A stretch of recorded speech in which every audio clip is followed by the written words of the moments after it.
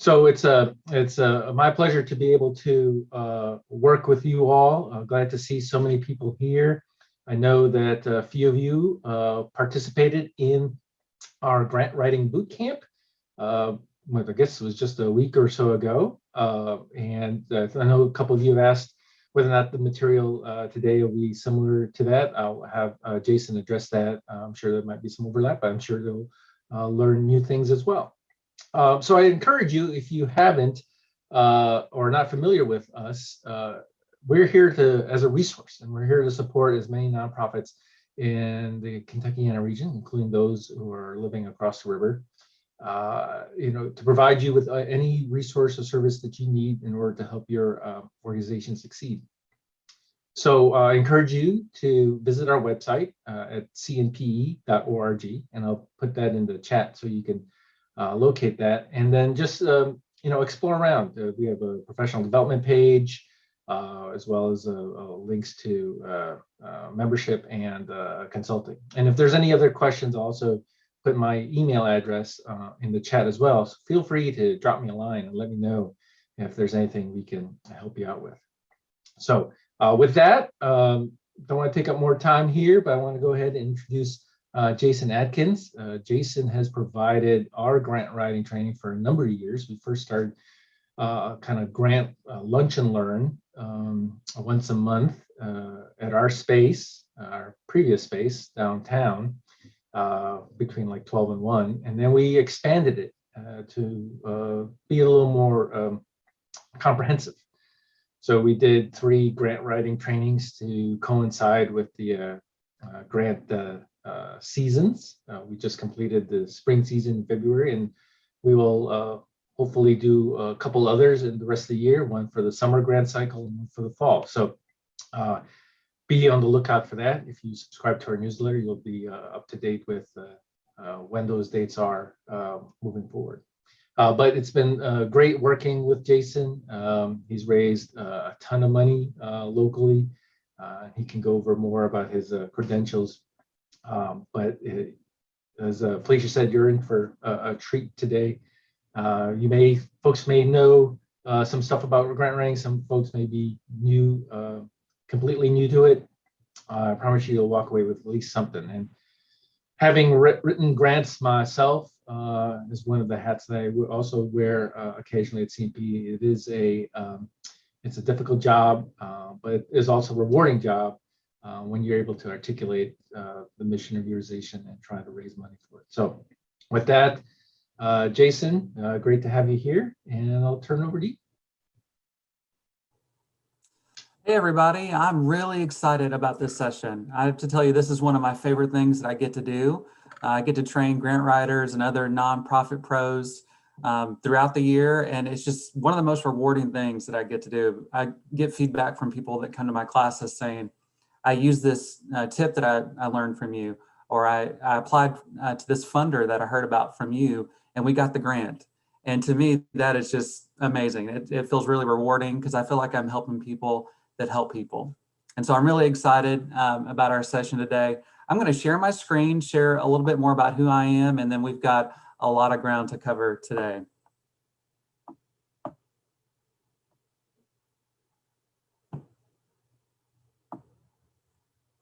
All right, so you're at the right place on the right day at the right time for our grant writing workshop.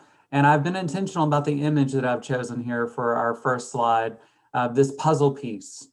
Because as we start talking about grants today, I really want you to see grants as part of the puzzle for how you fund your mission. There are a lot of folks that have different feelings about grants and assumptions that if they just get a big grant, that's all they need for their nonprofit. But what we're going to talk about today is I'm going to give you lots of tools on writing grants, but I want to ground you in the fact that this is only one tool that you have as a nonprofit to fund your mission. And so today, as we go through the material, you're going to see I give you a few times to ask some questions. You can ask me about grant writing. You can ask me about fundraising, because development work is much broader than just writing a grant. All right, here is my background, a little bit about me. I am the Director of Development for an education nonprofit called the Ohio Valley Educational Cooperative. That's OVEC. It's out in Shelbyville, Kentucky, and we serve school districts in this area. We have 15 different school districts, including JCPS, surrounding districts going up toward northern Kentucky that we do a lot of programming for. I'm coming up actually on 13 years experience in grant development. And in my career, I've raised over 125 million in competitive grants and donations. And I've done everything from bugging people on Facebook for $10 to $500 mini grants to multi-million-dollar federal grants that took me 9 months to write. So anything that you've done or are going to do with a grant, I've done it before. So again, when we have questions, you really can ask me anything, and I'm going to give you my best guess and my best advice on my perspective. I have a credential in grant writing. It's the Grant Professional Certified Credential, the GPC. There are about 400 GPCs nationwide. This is kind of our effort to get, like our profession recognized. Accountants have the CPA, so this is kind of our version of it. It's a pretty rigorous process. If you are doing grants full time, I'd really recommend that you look into this. It can help your career. It's a good asset for you. One of the best experiences I've had to learn about grants is I've reviewed grants. So I've worked as a federal contractor, as a state contractor, and I've worked for foundations where I actually sat down, I read grants, and I scored them. And you'll hear me talk about today what it's like to be a reviewer and what your reviewers are going through. And that's been a really great experience, and I'm going to pass that along to you today. I'm the founder of a website called Funding Finders. I have on this website a lot of resources for nonprofit pros. So there's a lot of material about grant writing and fundraising. That's funding-finders.com if you want to check that out. There's a new post every week. This slide, and again, you'll get this presentation afterward. We'll make sure it's emailed out. It has my email address. That's my personal email address. If you need advice, you want to reach out, I'm happy to answer questions. You can reach me there. Also LinkedIn, if you're involved on LinkedIn, the networking website, I'm a little obsessed with it sometimes. So if you send me a request, I'm probably going to accept it. And I look forward to meeting you there and learning from you. All right, so I'm going to give you just a quick tour of our agenda for today. So there's a lot of material today where I'm going to help us get caught up and get on the same page. Looking through the list of folks that signed up, I know some of you from other trainings or other events, you have some grant experience, and that's good. I've got some things for you today as well. But I know there are going to be folks to this training that haven't written a grant before. So a lot of this is catching us up and getting us on the same page. We're going to talk about 5 grant myths, things that I hear from people that are new to grants, things that I hear from people that should know better about grants, that have some experience. I'm going to share those myths with you and give you a little bit of a reality check on those.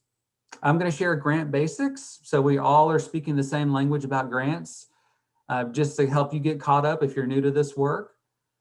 I'm going to share some upcoming grant opportunities with you. I'm going to show you things that you could apply for in March, April, May for your nonprofit. And I'm going to give you details on what they like to fund, their typical grant amount, and any other tips I can give you, any other insider information I can give you on these opportunities. And then we're going to talk about common grant application items. So I'm going to give you this list of opportunities, but then I'm going to tell you the things they ask for in these grants. What are the common things that are requested? And I'm going to give you a crash course on preparing those items for these grants. And I'm going to give you a process for preparing your grant. It is quite a bit, it can be a task, it requires some project management skills. So I'm going to give you a framework for how I do it, a little bit of a checklist you can use. When you want to apply for a grant, you see an opportunity, you can come back to this presentation. It'll help you prepare and submit your grant on time. And throughout the whole morning, I'm going to give you some Ask Me Anything question sessions. And we'll probably take 3 questions at a time when those slides come up. I'll let you put them in chat and we'll fish through and find some. Keep asking your question if I miss it, or reach out to me afterward as well. All right, so let's just real quick, let's talk about goals. So you're going to leave this session knowing more about grants. You're going to leave this session with a few grant opportunities you can pursue. You're going to leave this session ready to submit applications to these opportunities. You're going to have strategies you can use. You're going to have techniques for writing. And you're going to leave equipped with a process you can use for this work. All right, without further ado, let's get to the 5 grant myths. You might believe some of these, and I'll tell you, I used to believe some of these, and I've learned the hard way they're not all true. Myth 1, there are lots of grants out there for my nonprofit. There are a lot of grants out there for my nonprofit. Well, here's the reality. Grants are highly competitive. And I'm just giving you some numbers here to give you some perspective. There are over 20,000 nonprofits in Kentucky. There are over 4,000 nonprofits in Louisville. Now, some of those aren't as active as others. This is all from IRS data that I learned about through CMPE, actually, through one of their briefs. But just think about that for a minute.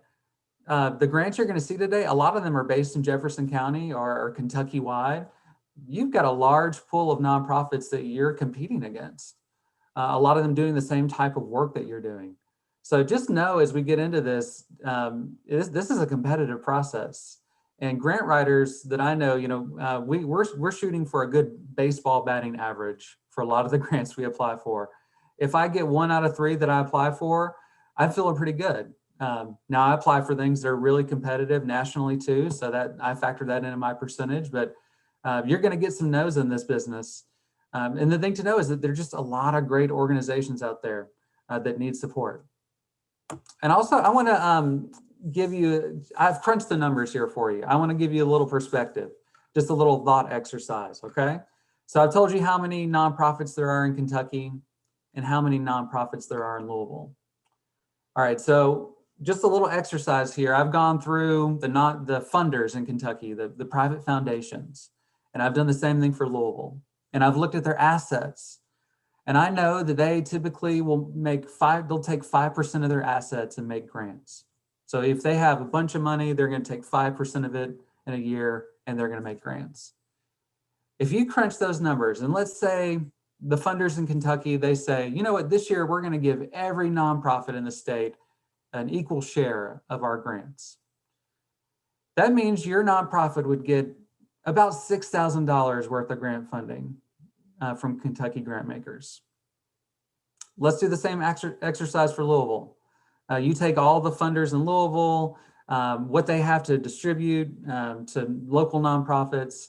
If they decided we're going to give everybody an equal share of our funding, you're talking about $15,000. Now, it's not this way. The nonprofit, the funders don't get together and make equal awards. It's competitive. But if they did this, you might get $20,000 out of the process. And we all know that to make the change we want to make in our communities and our neighborhoods, we need more resources than that. So this is just a reality check to know that it is very competitive. And you've got to find good fit funders. You have to find funders that fund nonprofits that are similar to you. You've got to find funders that are interested in your mission and your services, that are invested in your neighborhood and your community. And later in this presentation, I have some leads for you that I think you can use in finding some good fit funders. All right, so that's myth number 1. Myth number 2, if we just get a big grant, we will be set. All we need is that big check with lots of zeros and lots of commas in it. If we just get that big grant, we will be set. Well, here's the reality. Most funders make small investments, especially to first-time grantees. So the first time you get a grant, it's probably not going to have a lot of commas and a lot of zeros on that check. $5,000 or less is really common for funders in our region and in our state. Now, that could be discouraging if you're thinking, man, I need to find one big grant. But what you need to know is that good stewardship of that $5,000 can lead to larger grants. And I see this often with nonprofits where maybe the first grant they get from a funder is $5,000, and they do a good job of cultivating that relationship and telling the funder the good things they accomplished with this grant. And that led to a larger grant, a $10,000 grant, a $15,000 grant. So just know that sometimes these are just like the initial investment and you are proving yourself to funders. You also need to know that grants are only one tool and that you need a diverse set of funding strategies. You need grants, but you need individual donors too. You need to think about other revenue streams. Is there project income you can get where you sell things as a nonprofit? You've really got to think outside the box and not just think, oh, there's a grant that's going to meet all of our needs. All right, myth number 3. We need blank let's write a grant. And that blank can be a lot of things. I've seen this a lot over my experience in grants, working with nonprofits. We need iPads. Let's write a grant. We need furniture for our community center. Let's write a grant. We need a new van. Let's write a grant. Here's the reality. Most funders really don't care about stuff. What they want to know is, what are you going to do with the new iPads? What are you going to do with the new furniture? What are you going to do with the new van? So what you have to do as you're working on these grants, as you're having conversations with funders, is you've got to focus on the activities and how are they going to make a difference for the people you're trying to help. So let me give you a little sidebar here on outcomes. And just to tell you that funders care about outcomes. They care about that a lot more than they care about stuff. So I have given you a bad example here and I've struck through it. You might be tempted to write this. Let's say you're running an after-school program and you have 30 kids you work with. So you're going to write a grant, you want to get 30 iPads, and you're tempted to write something like, we will give 30 students an iPad to use at our after-school project-based learning program. All right, now that is asking for stuff, right? Now think about it more like this though. What if you just focused on those students and what they're going to do differently because of this grant? 30 students in our after-school program will become skilled researchers as they complete projects they are passionate about and that impact our community. I didn't even mention iPads. You know what? As I'm working on my grant later, I'm going to come to something called the budget section. And then I might say, by the way, can we have 30 iPads to make this happen? You're selling funders on this vision and this outcome. And so I just really want you to take that to heart, that grants are not a blank check. We're trying to accomplish things out in the world. And that's what funders want to do too.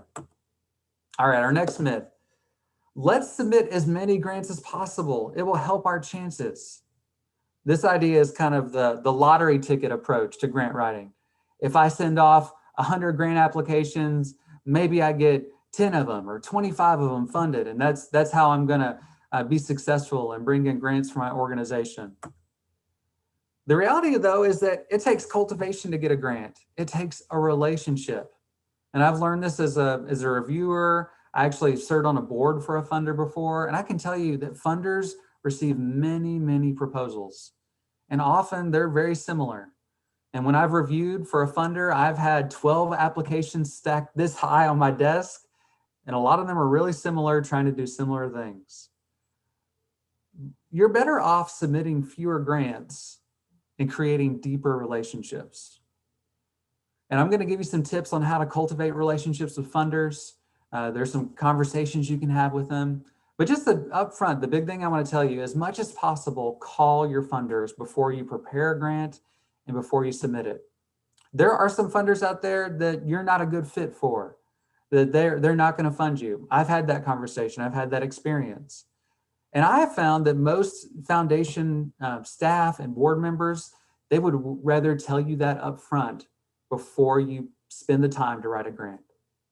So just a big takeaway for you if you're new to this and you want to start writing grants is make a phone call. Be prepared to tell them who you are, the difference you're trying to make, and the support that you need, and ask them, is this a good fit for you all? Is this the type of work you're trying to support in our community? And they're going to tell you yes, no, maybe, and give you some instructions on how to make it happen. So I would just encourage you, get this in your mindset. We're not buying lottery tickets. We're forming relationships or cultivating those relationships with funders. All right, our last myth. I just need time to sit down and write a grant. That's all I need is just the time to sit down and write a grant. All right, a reality check. There's lots of work you have to do before you can sit down and write. And the idea that I want to introduce to you this morning is grant readiness. Your nonprofit has to be ready to write the grant, receive the grant, spend the money, and actually do the project. Almost all grant applications you're going to submit, and even the ones we're talking about today, a lot of them require a standard set of attachments. And these are things like your IRS letter, a 990 form for your nonprofit. There's a long list of things that you need to apply for a lot of these grants. Now, I want to give you a resource. If grant readiness is new to you, or if you don't know what I'm talking about with these attachments, I've given you a link here, and you're going to get this presentation as well, on something called a grant readiness assessment. And this website found it supports nonprofits, but this grant readiness assessment will give you a checklist of things that you need to have before you even start applying for grants. And what I would encourage you to do, if you're not familiar with some of these topics, is on your computer is to create a folder called Grant Readiness. And then make sure you have the files in that folder that funders ask for. Things like your IRS letter, an annual budget, all the things you're going to find on this website if you go and visit. We could spend 30, 45 minutes working through each of them. But if you go to this website on your own time, you actually can learn more about them and get some support on it. So that's a key takeaway for you. If you've never applied for a grant, the first thing you got to do is get grant ready. Make sure your documents are in order. All right, and the last grant myth here is just one I like to share. Some grant writer friends were passing this around several years ago. There was this meme that was out there on social media where people would talk about their job, and they would say, what my friends think I do, what my mom thinks I do, and all these different ideas. So someone made one for grant writers. And so what my friends think I do is they think I beg for money. Please help. That's what's going on there with the jar. What my mom thinks I do, oh, she thinks I'm a saint, that I help people. She thinks I'm Mother Teresa. What program staff think I do? They think I pull money off trees. I just make it happen. It appears. I'm growing money. What my boss thinks I do, this isn't true for me, but this is true for some bosses out there. They think I just write the grant. Hey, just sit down and write. That's all you got to do. It's a little harder than ABC on a board there. What I think I do, this is a picture of Ernest Hemingway. I think that I'm writing, this great novel. I'm putting together these great words. I was an English major in college, so I thought when I got into grant writing that it would be just a lot of really powerful writing, and there's some of that, but really what I do is I spend a lot of time thinking about word count. I don't know if you've applied for grants before, but a lot of them are online and they have really specific word count parameters. So you can't write more than 500 words for a certain section. And so a lot of my time I'm hitting that word count button and I'm going back and I'm trimming and trying to get it under the space constraints. So that's just another, a little sidebar there for you on the nature of our work. All right, so we've talked about grant myths, and now I just want to spend a few minutes catching us all up, making sure we all have the grant basics down. So I'm going to try to define some terms for you, and I'm going to give you some things to look for as you're thinking about grant opportunities. All right, so the definition of a grant. At some point I had to do this, right? I had to define it for you. It's an agreement between a minimum of two entities. There's one entity, the grantee, that receives a resource. And that often is money, but it can be other things like equipment. They receive a resource to carry out the purpose of another entity, and that is the grantor.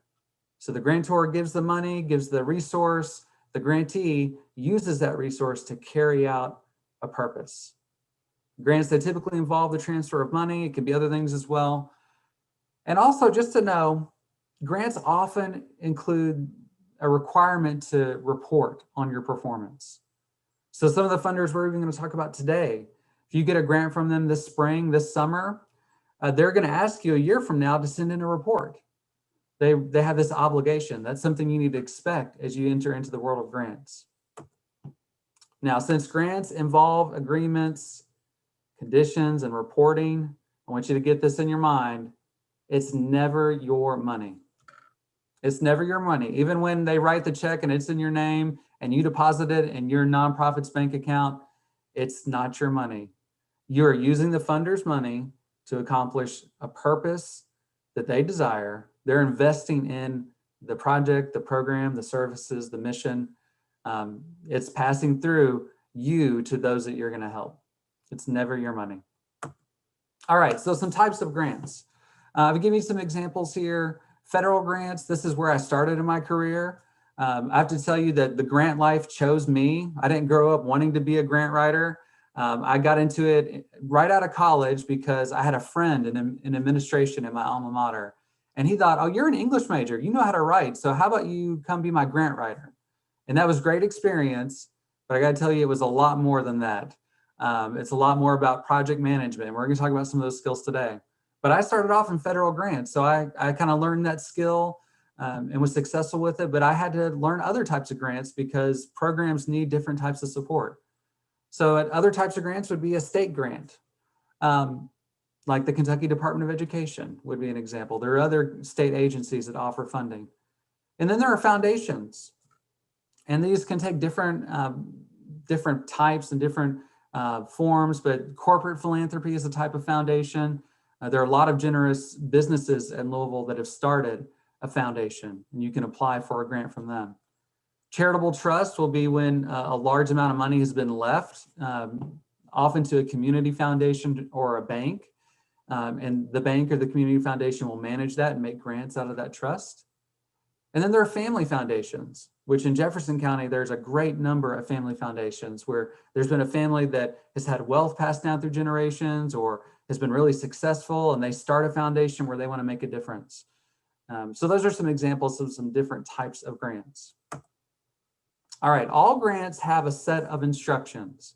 Now, these can be really formal or they can be informal. And I'm just giving you some examples here of sets of instructions that I know about. Often it is on a website. You'll see, you go to a foundation, you look at their website, there might be a little tab at the top that says funding guidelines or grant guidelines. And you go there and you're going to see the instructions for the grant. You're going to see the rules they have for the grant. And you're going to see how you submit your grant. You're going to see all kinds of information. You've got to find that on their website. There's some funders, even in our community, that don't have a website. They make grants every year, but they don't have a web presence. Often their set of instructions is going to be the conversation you have with the foundation staff person or a board member and asking them, so tell me about your application process. What do you need from us for us to apply? And they'll usually tell you, we need a 3-page letter. We need your IRS letter attached. We need your annual budget. They'll give you specific things they need from you. So sometimes it's that informal where it's a conversation with someone at that foundation. Other times it's more formal than that. There'll be a request for proposals, an RFP, and there are other names for it I've put here. And that's when a funder basically sets guidelines and they put out this call asking the community to send in grant applications. And they usually give a deadline several months out for you to apply for this grant. All right, so what's in the instructions? These are things I often see in these sets of instructions. A funder will tell you the purpose of the grant, why they're making these grants, what change they want to see in the world, what difference they want to make. They'll tell you eligibility, who can apply for this grant. It's so critical to look at that. I'm going to give you some look fors on eligibility in just a minute. They'll tell you a due date, when you have to submit your grant. There are some funders that have rolling deadlines, but they'll put that on their website. They'll say, if you submit your grant by the 15th of the month, we'll give you a response within a certain amount of time. Some funders tell you in their instructions the number of awards they're going to make, the size of the awards they're going to make, and that's great information. That's really helpful, but not all funders do that. They may tell you a project period. We're giving you this $10,000 for you to spend over the next year. You have a year to spend this money and to complete this project. They may tell you program requirements, things that they expect. And often if it's a government grant, those requirements are going to be pretty intense. They're going to expect very concrete outcomes, concrete activities that you are doing with their money. The set of instructions might have reporting requirements where they tell you a year from the date of receiving the grant, you're going to have to submit a report. And the set of instructions may have required forms. There are some funders that we're even talking about today that they have a template they want you to fill out for their grant application, or they have a specific budget template they want you to use. And so it's important that you see in their set of instructions what the required forms are. All right, so let me give you some advice, some things to look for. When you pull up the set of instructions for a grant, look for eligibility. Be certain that you are allowed to apply for the grant. Now, most of the funders we're looking at today are going to tell you they are looking for grants from 501c3 nonprofit organizations. So be absolutely certain that you have your IRS letter that shows you are 501c3. Don't apply if you don't have that designation. That's just concrete advice for you there. You will save yourself some time by following this. But you might look for some other language. Some funders will put "we do not support," and they'll tell you specific things they're not supporting. Some examples, I see funders that say "we do not support public schools," or "we do not support religious organizations." You really need to look at that and make sure you understand their requirements, their eligibility, and save yourself some time. As you research some funders, there are some family foundations in particular in Jefferson County that say they only support pre-selected organizations. And I want to tell you that's really important for you to see. But those funders often are open to cultivation. So don't send them an application without, if they have this, but make a phone call, have a conversation with them. Say, I noticed you're funding folks that are like us, and I think we're similar to causes that you love. Can we tell you more about ourselves? And that I've had situations where that's led to some grant funding from funders that said, we only support pre-selected organizations. They're open to cultivation and conversation. All right, a due date look for. So I want to tell you something that's going to happen to you after this training. So people you work with or volunteers at your nonprofit, they're going to know that you've been to this grant writing training, and they're going to think, oh, you're the expert in grant writing. So what's going to happen to you is they're going to start forwarding you emails. They're going to get an email from a listserv they're on that says, oh, there's this grant that's out there. And they're going to see that and they're going to go, Dustin is my grant expert, so let's send it to him and he's going to fill this out. He's going to submit this grant. We're going to get money for our nonprofit. Well, what I found on those email listservs is that they get you the information way too late. I have had situations where someone sent me an email with a grant opportunity that was due the next day, that was due in a week. And I got to tell you, you've got to count the costs. Do you have time to prepare a quality application? Someone sends you a grant about sends you an email about a federal grant. You need to know you need 2 months or more to prepare that, and it's going to be highly competitive. If someone sends you an email about a state grant from a state agency, you probably need 4 to 6 weeks to prepare that. If they send you an email about a foundation grant, it can vary depending on the foundation. I will tell you that it takes me 2 weeks often to prepare something for like a local family foundation or a smaller funder. But there's some local funders that have really intense applications, like James Grant Brown would be an example, that could take you some more time. So you've got to assess up front, do I have enough time to do this? And if you don't, it's not the end of the world. A lot of the funders we're even going to talk about today, their grants come around a couple times a year or once a year. So what you need to do is set yourself a calendar reminder. You need to tell your friend that sent you that email, say, we don't have time this year to put together a good application. I bet there are lots of other nonprofits already working on it. So 9 months from now, we're going to have a conversation again about this funder. We're going to look at their deadline and we're going to see if it's a good fit and see if we can apply. And then you set yourself a calendar reminder. If you try to overwork yourself in a couple weeks to get something done that you can't get done, it's not going to be a good application. So that's just, I want to free you from that. I want you to start thinking about the deadline after that when you get those short notice opportunities. All right, another look for is the budget. So when you're looking at a set of instructions from a funder, you're on their website, or even if you have a phone call with a funder, you need to look for a couple things. One, allowable expenses. Again, grants are not a blank check. Funders are trying to accomplish something out in the world. So they often have things they will not pay for. And this is difficult for all of us in the nonprofit world. There are funders that say they won't fund salaries. There are funders that say they won't fund equipment. And that's a challenge because those are needs that you have. So you just need to assess up front, I need a grant for this purpose. And does this grant actually fulfill that purpose? Is it useful?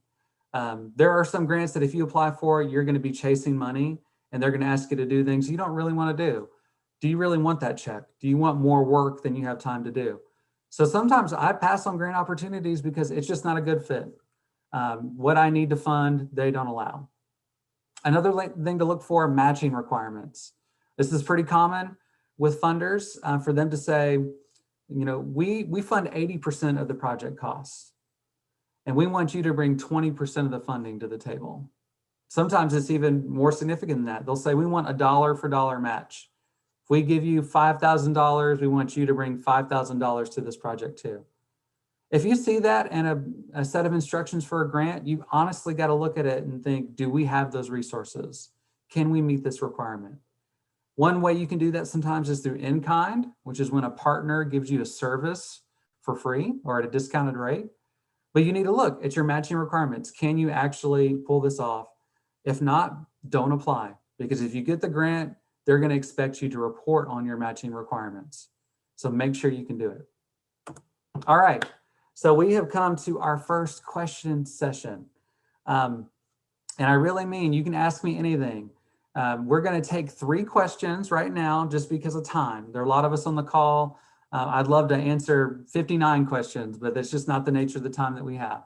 So if you've got a question, let's look in the chat box, put that in the chat box, and we'll pick out 3 to answer. And if we don't get to your question this time, know that we'll look again later and you can follow up with me afterward.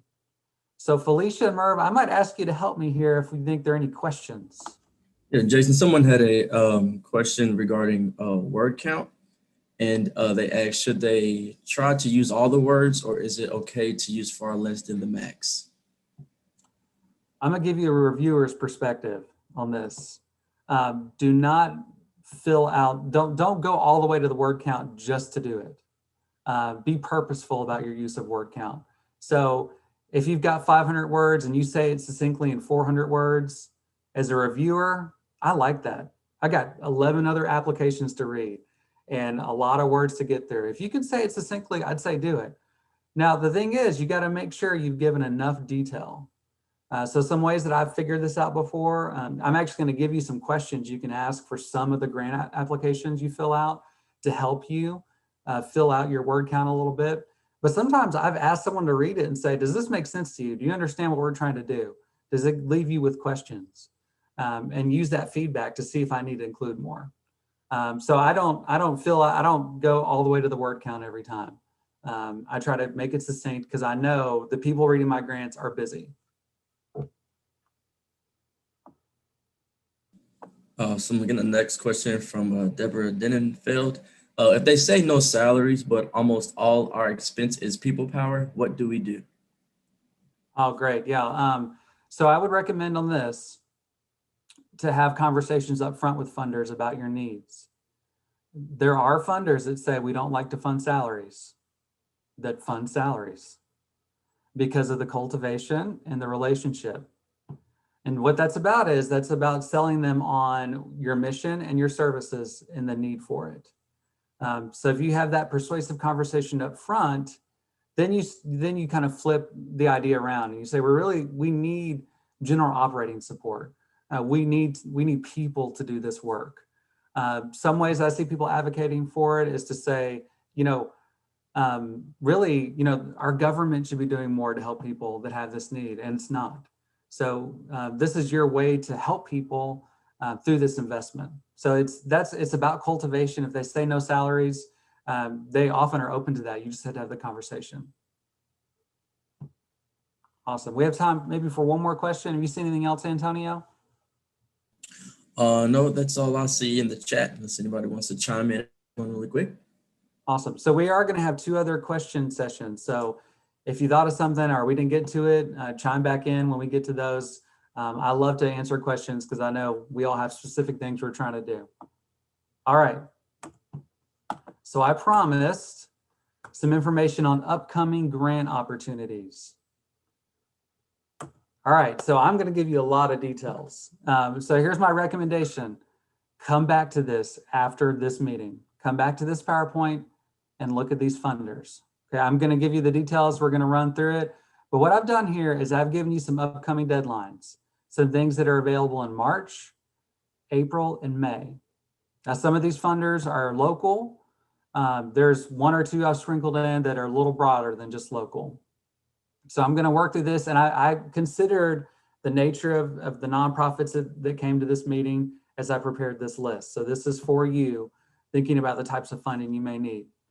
All right, so I'm starting off here with the Dollar General Literacy Foundation. This is an example of a corporate foundation of corporate philanthropy. Dollar General has been making grants for a long time. They have a lot of different types of grants they make. One coming up is the Youth Literacy Grant. So if you're involved with after-school programming, if you're helping kids learn to read, improve their reading, you want to check this out.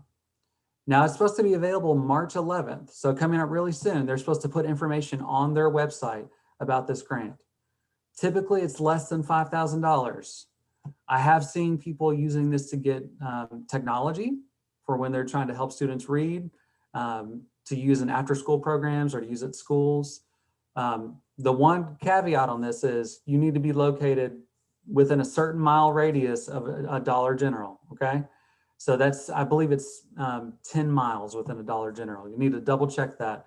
But that's about the only thing you need to be aware of requirement-wise for Dollar General Literacy Foundation. All right, so Jewish Heritage Fund for Excellence. This is a local funder. I noticed a lot of people on our call work with youth, and they have a competition coming up. It's the Adolescent Health and Wellness Initiative.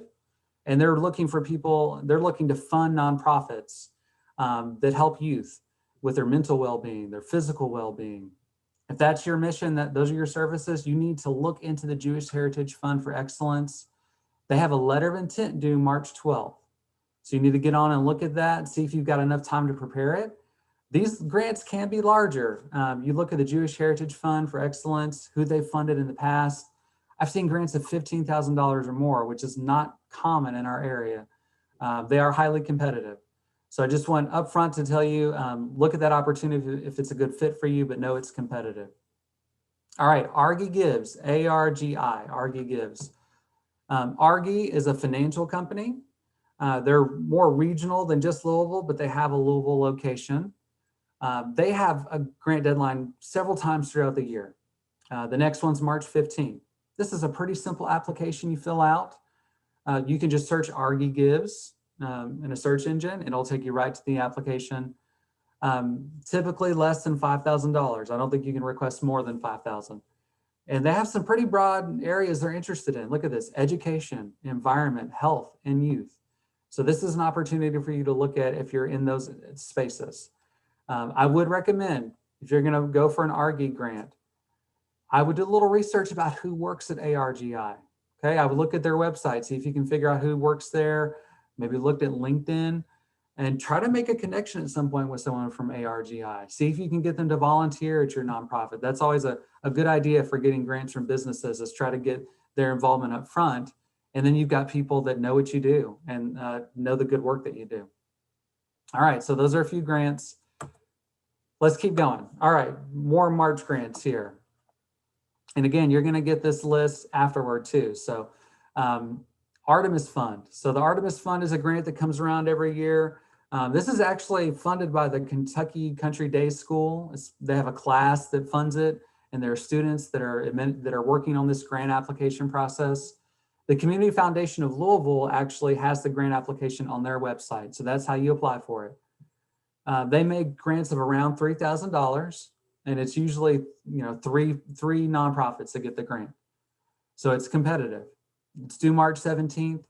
They love youth development. You're working with youth, if you're doing a summer camp, they love those types of projects. If you're meeting tangible needs of youth, they're interested in that as well.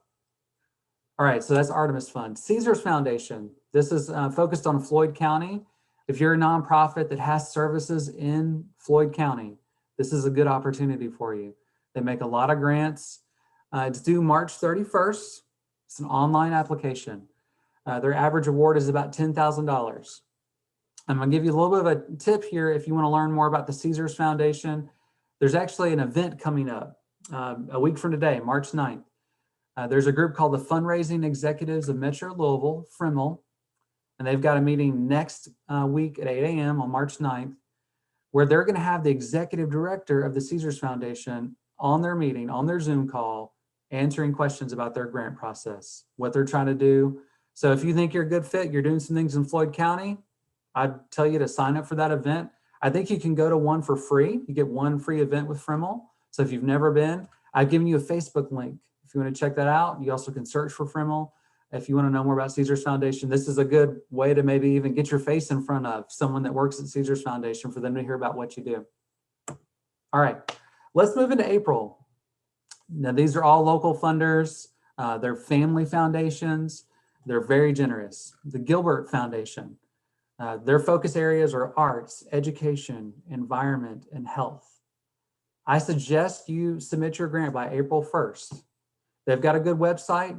Check it out for the grant application instructions. I'll tell you that they make about 11 grants a year for about $3,000 each. So it is competitive, but they have a couple of cycles each year. I would recommend trying to learn about the foundation, contact them first. I recommend that for all of these. Tell them who you are, what you do, and see if you're a good fit. All right, VV Cook Foundation, due April 15th. Very generous funder in this region. Very broad criteria. They're open to funding religious groups. So I noticed on our call, those that had signed up, we have some folks that are in that space. This is a good target for you, a good prospect for you. They're open to education, civic causes, humanitarian programs. These grants are typically less than $5,000. So again, we're starting with these small investments with these funders. Crawley Foundation. If you were in my last session, I told you this was due in March. They actually have moved their deadline to April. So it's April 15th. And this is a funder that is open to general operating support. And they tell you that up front. So they're open to making investments for needs that you have.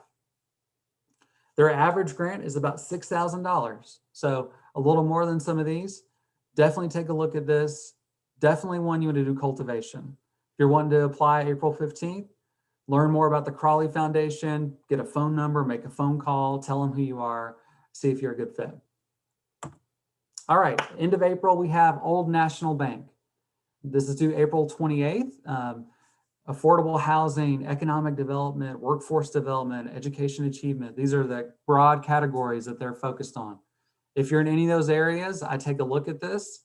They'll tell you up front, their average grant is $10,000. They have some staff here in Jefferson County. They're involved with Old National Bank. I would try to get to know them as well. And tell them what you're doing and why you think you're a good fit. That will help you in the application process. All right, just a few more here. I've given you some opportunities in May, and then I'm gonna give you some bigger picture advice on some of these things. So the next one I've got here is Brown Forman. We all know Brown Forman is a great corporation here in Jefferson County, very generous. Their next deadline is May 1st.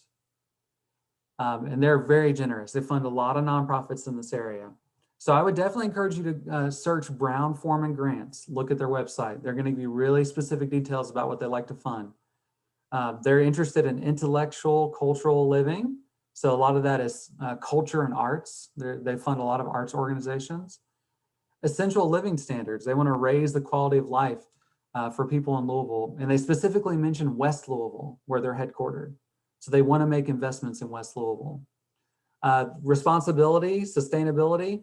This area, you know, they are an alcoholic beverage company. So they want to make investments on responsible drinking, teaching people about that. They're interested in the environment too. So there's a lot of things they fund. They have two ways they fund nonprofits. They have a foundation that'll do larger grants of $20,000 or more. Those are very competitive. They have smaller grants through their corporate giving. That's all laid on their website. I'm just trying to give you the details here. This is one that you really got to have the relationship. One of the questions they're going to ask you in their grant application is, do you have any Brown Forman employees involved with your nonprofit? So you have to be thinking about that now, thinking about that for future years. Try to get Brown Forman employees involved as volunteers. Maybe you've got a special event coming up that could be a good start with them. And their website's got contact folks there too that you may be able to make that connection with. All right, the Brady Corporation Foundation. This is another May 1st deadline. Brady Corporation's here in Jefferson County. They have some broader areas they're funding. They mentioned leadership, strengthening communities, educational programs, typically less than $5,000. It's an online application. Again, you would want to search their website. Make sure you type in Brady Corporation Foundation because there's a Brady Foundation that's something a little different. So use this exact wording. All right, Geens Foundation, a famous funder here in Jefferson County. Several deadlines throughout the year. Their next one is May 13th. They fund so many nonprofits in this area. Broad categories are public education and social services. And social services incorporates a lot of what we do as nonprofits. Their website, they'll show you a list of who they funded in previous years. I pulled that list. I found that their grant is an average size of $47,000. That's a big grant in this area. That requires cultivation. That requires conversation. You're not just going to fill out an application and get it from them.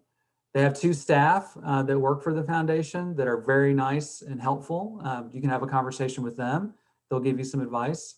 And they have a board, and you need to make a connection with their board members to help your chances of funding.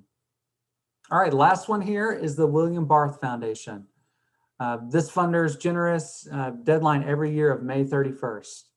It's managed by a local law firm. If you search William Barth Foundation, you're going to come across Dodd and Dodd law firm. Listen to their criteria: quality of life in Louisville and Jefferson County, Kentucky. That's a lot of us, right? Quality of life. They fund a lot of different types of nonprofits. It's less than $5,000. Again, it's a small upfront investment, but it can help you reach your mission. All right. So I've given you a lot of details about funders. I don't expect you to memorize all that. I'm just trying to give you as much insider information. You may have some opportunities now that you can go after. So here's some follow-up.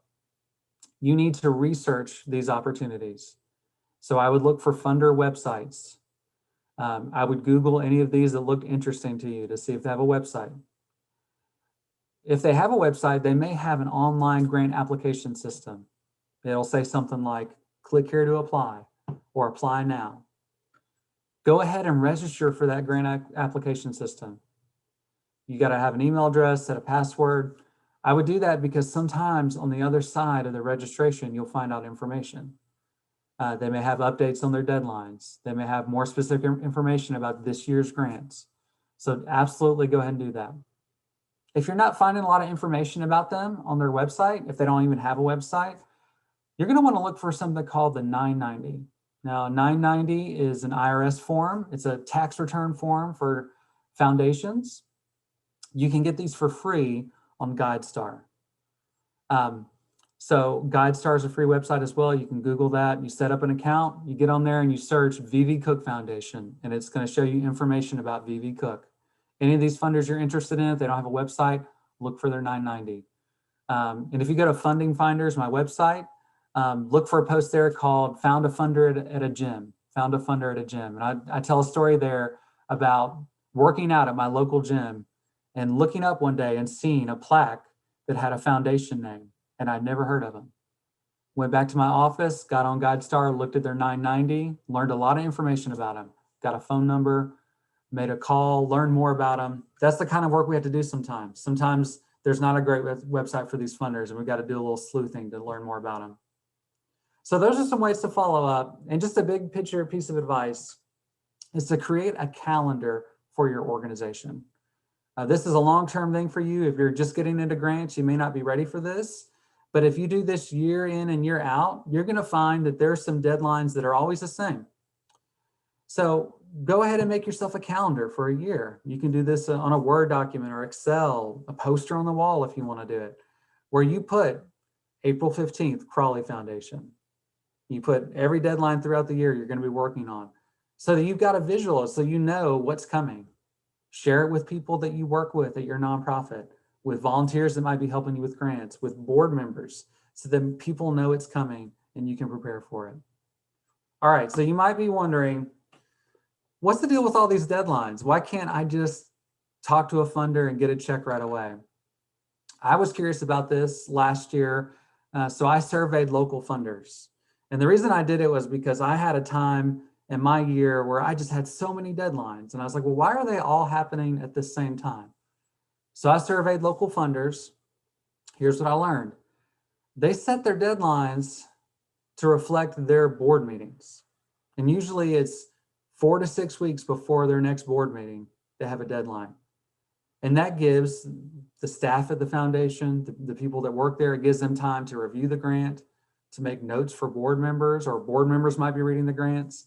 It's giving them time to work through the applications and consider them. So sometimes staff from these organizations or board members, they'll actually follow up in that 4 to 6 week window with some questions. They want to know more before they actually talk to their board about the grant. That's a good thing. If a funder calls you and has follow-up questions, they're really considering you. And that's a positive sign. Something else I found out in this process is, funders don't mind if your application is close to the deadline. I don't know your personality type, but I know a lot of grant writers that are like, man, I need to get my grant submitted a week early or 3 days early. I feel like if I submit it last minute that, the funder's going to look at it and see, they just threw this together. Look, it came in at 11:59 p.m. and it was due at midnight. I found in my research that funders kind of expect you to take all the time you need. They've given you that amount of time. So the key thing for you is to make sure you can meet the deadline. But don't stress if if you are going up to that last day. If you're doing that so you can make the best application possible, you're in the right place. All right. Here's our next round of Ask Me Anything. I just threw a bunch of details at you about funders, and I gave you some details on how to apply, some follow-up. So I'm curious, we have any questions about these funders or anything else you want to know?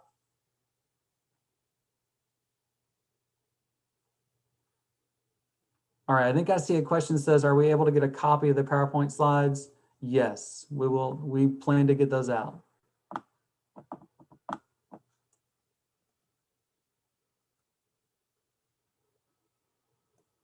All right, I don't see any questions right now. If you think of any, remember we have more time later. If you got a question about fundraising, grant writing, anything we talked about today, it's all fair game.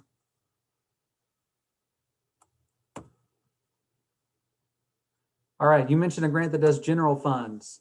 That would be the Crawley Foundation. They're very open to general operating expenses. A general tip on that topic is family foundations are really open to general operating support. I'll give you an example of one that I worked with before, the Sam Swope Family Foundation. It was the first time I was applying to them. I'd done a little cultivation and done a little research on them. And they actually, on their 990, they say they do not accept unsolicited applications. So I was, I had a tough hill to climb, but we did some relationship building and we applied. And I expected them to fund, a certain amount for a project. And in their letter, they had a check with the award letter. They said, use this however your nonprofit needs to use it. I've got to tell you, that is really common for family foundations. They have a little better understanding of what it takes for nonprofits to operate. And so they're giving a little more flexibility.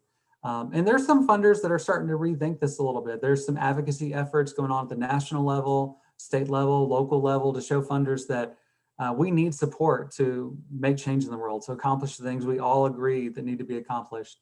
And especially in COVID, there have been funders that stepped forward and said, nonprofits need us now. Use this to stay open. And that's been a wonderful thing to see. I think that may change more in the future. All right, average processing time for grant submission to agency receipt of funds. That it really depends. It's different for different funders. What I found with local funders is if it's just an application and you're submitting it, they're asking for it 4 to 6 weeks before their board meeting. So their board meeting is a month later, 6 weeks later. It might be another month after that before you hear back from them. So it could be 2 months when it's a local funder. If they ask for a letter of intent, that's much longer because they use the letter of intent to invite some people to send in longer applications. So yeah, it really depends on the grant. I can tell you if you get into federal grants, don't hold your breath as you submit them. It can take forever to hear back on those. I've gotten grants 6 months after I wrote them and submitted them, and it just takes forever. So it just depends on the process and the funder. Awesome, good questions. Remember, we're gonna have some time a little bit later too for questions. All right, common grant application requirements. So I've just given you a lot of grants that you could potentially apply for. You've got a lot of intel now. You got some opportunities you can go after. What are these funders going to ask you for? Well, what I've done for you is I've gone through and I've looked at their grant applications, and I can tell you these are the common things that they ask for in their grant applications. Now, if you're applying to a family funder, a family foundation, if you're applying to a funder that doesn't have a website, a lot of times they're going to ask you for a 2 to 3 page letter where you're giving them some of this information. What is the need for your program? Describe the project. What are your goals and objectives? How will you evaluate it? What partners do you have and what's your budget? They may ask you to put that in a letter with some attachments. Now you can find out that info on their 990, even better, through a phone call. You can ask those folks that don't have a website, how do I apply? What do you need to consider me for a grant? If they have a website, they may actually have you submit an online application, and it's going to have these types of questions. Now they'll use different wording. I'll give you some examples as we work through these. They'll say, describe the need for the services. Give us a detailed project description. I'm going to give you some tools you can use on answering each one of these sections, but these are common things that are asked for among all these funders. Now, some of them have got their own little special questions they ask, and I think you can answer them. If you can master these skills, you can learn these. I think you can adapt and you can figure out how to answer those questions. But also in the future, if you're working on something and you're stumped, email me, find me on LinkedIn. I might be able to give you some advice on how I would answer it if I were you. All right, so I got to tell you that those common application items we just talked about, if you wanted to go to a grant writing training on all of those and you wanted to be, get thoroughly trained on each one, it would probably be 2 days of lectures. There'd be a lot of work you'd have to do. So I'm going to give you a resource you can use now. I'm going to give you quick tips on each section. These are things that I do that I make sure that I do for each one of these. And you can revisit this as you're working on grants. You've picked out one of these funders, you're going to apply to their grant, you find the grant application requirements and you see, oh, it asks for need. Come back to this PowerPoint and look at the tips I'm giving you for need, okay? This is just, I want you to be able to leave today to be able to answer all these questions. So that may mean you come back and look at this, or it may mean you reach out to me and ask for more advice. But I want you to know what's coming and have some strategies for it. So we're going to work through each one of these, and we'll have a break here in a little bit too, so we can kind of get reset. But I'm going to give you quick tips on each. I just want to tell you too that if you get these quick tips and you're like, okay, I feel like I need to learn more than that, I'm going to give you a couple resources to look for. And again, you'll get this PowerPoint later. You can click back through these links. I'd encourage you to look at CNPE's newsletter, the Center for Nonprofit Excellence. You can sign up for their newsletter on their website. I've actually given you their link. They will put in their newsletter training opportunities. And so as we offer things throughout the rest of 2021, you're going to see them listed in that newsletter, and they may fit specific things you need help with. And then again, I want to point you to my website, Funding Finders, because you're going to find there I have some content on grant writing and fundraising every week that's new. And I think you would find that helpful. So if you need more than these quick tips, those are 2 things you can go to right away after today to learn more. All right, so let's talk about the first one, need. So this is in almost every grant application that I've worked on, they ask you for need. I've given an example of one way it's worded. Detail the need for the request is one I've seen from a funder. Sometimes they don't use the word need. They'll say, describe the population you plan to serve. Well, that population better have some needs. I would take that as a hint. You need to write about need. So what's going on here is that the grantors out there, the funders, they want specific information on the population you're going to serve with their grant. They want really specific information. They want demographics. They want to know if they're in poverty. They want to know what issues they may be facing, that people you're trying to help. So you've got to be able to bring data to this. You need to have data that shows the people you're working with need your help. Now, needs data, they're available at a lot of different levels. You can find national data. You could say 1 in 35 children have a diagnosis of autism. You could, use that kind of national figure. You can use state data about Kentucky as a whole. Sometimes you'll find regional data. You can find local data. Now, I'm going to give you examples on these. But I want to tell you, the more local you get, the more powerful. As a reviewer, it would always bother me when I would read a grant, and it would be someone that's working in a neighborhood. They got a specific neighborhood they're working on. And the data they use in their needs section is about the obesity rate in Kentucky. Well, come on. I mean, is that true of your neighborhood? Is your neighborhood better or worse than the state average? I need specific local information. I'm going to give you some ways to find that here in just a second.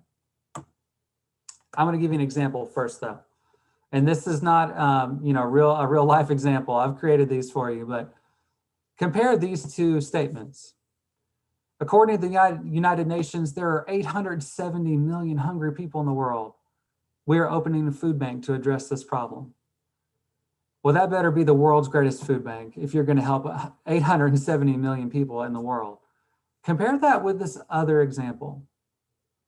The food insecurity rate in Jefferson County is 18.4%, which means that more than 31,000 children do not have sufficient access to nutritious food.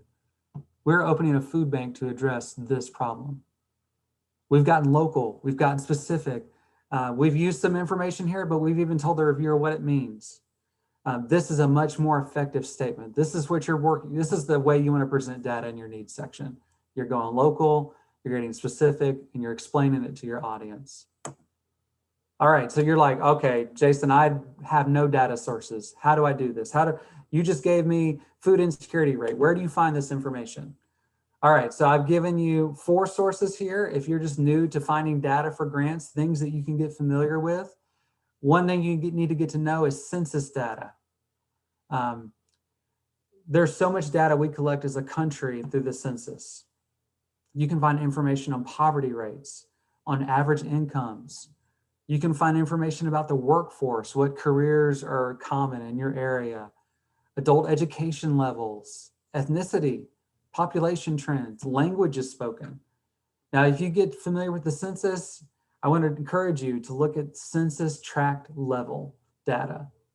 Census tracts are small areas of communities, usually a couple square miles in area. They're going to be similar to a neighborhood or a community type size. If you have that information, you put that in a grant application for a neighborhood you're serving, that's going to help your reviewer. If you can say what the poverty rate is in your 2 square mile area, that is useful information. All right, kids count. This is something you can Google and get familiar with. Kids count is put together by a national organization. There's also a state organization that helps with that. If you look for kids count in Kentucky, you're going to find data profiles for each county on childhood well-being. And there's so much information there you can find. Childhood poverty rate, childhood health trends, foster care placements. It's extremely useful information. So if you're working with kids in any way with your nonprofit, you need to get familiar with kids count. You can use it in your needs sections. Education data is something I've used quite a bit. You can find a lot of information on your school district website, especially if you're in Jefferson County. You look at JCPS's website, search for education data on their website, and you're going to get to some great documents they put together by school for the whole district, where you can find information on achievement, on poverty, a lot of useful information. Students with disabilities, you'll find great data that you can use in your application. If you're in a different county and your school district doesn't have a great website with data, look at the State Department of Education. Their website's got tons of reports. And just a 4th source I want to mention to you, commissioned reports. This is something in Louisville that we've got a ton of. We've got some great resources. You can cite things like the Greater Louisville Project. This is one that's got information. It compares Louisville to 16 peer cities that are similar in size to us and similar in different characteristics. So I would encourage you to get familiar with that report.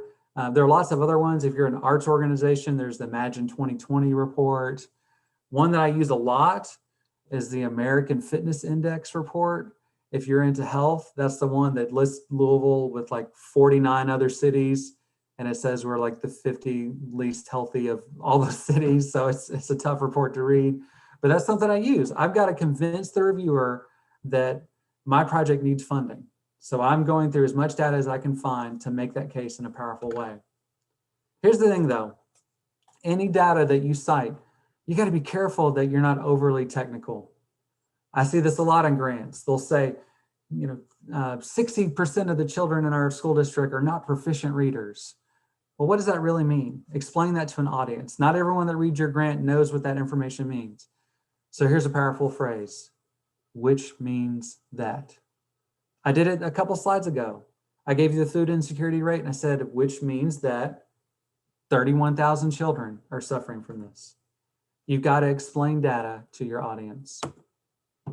All right, so great need statements do a little bit more than just data though. They also appeal to the emotions of the reviewer. And this is a goal that I have in all my grant writing. I want the reviewer to leave my needs section thinking, man, I want to fund this.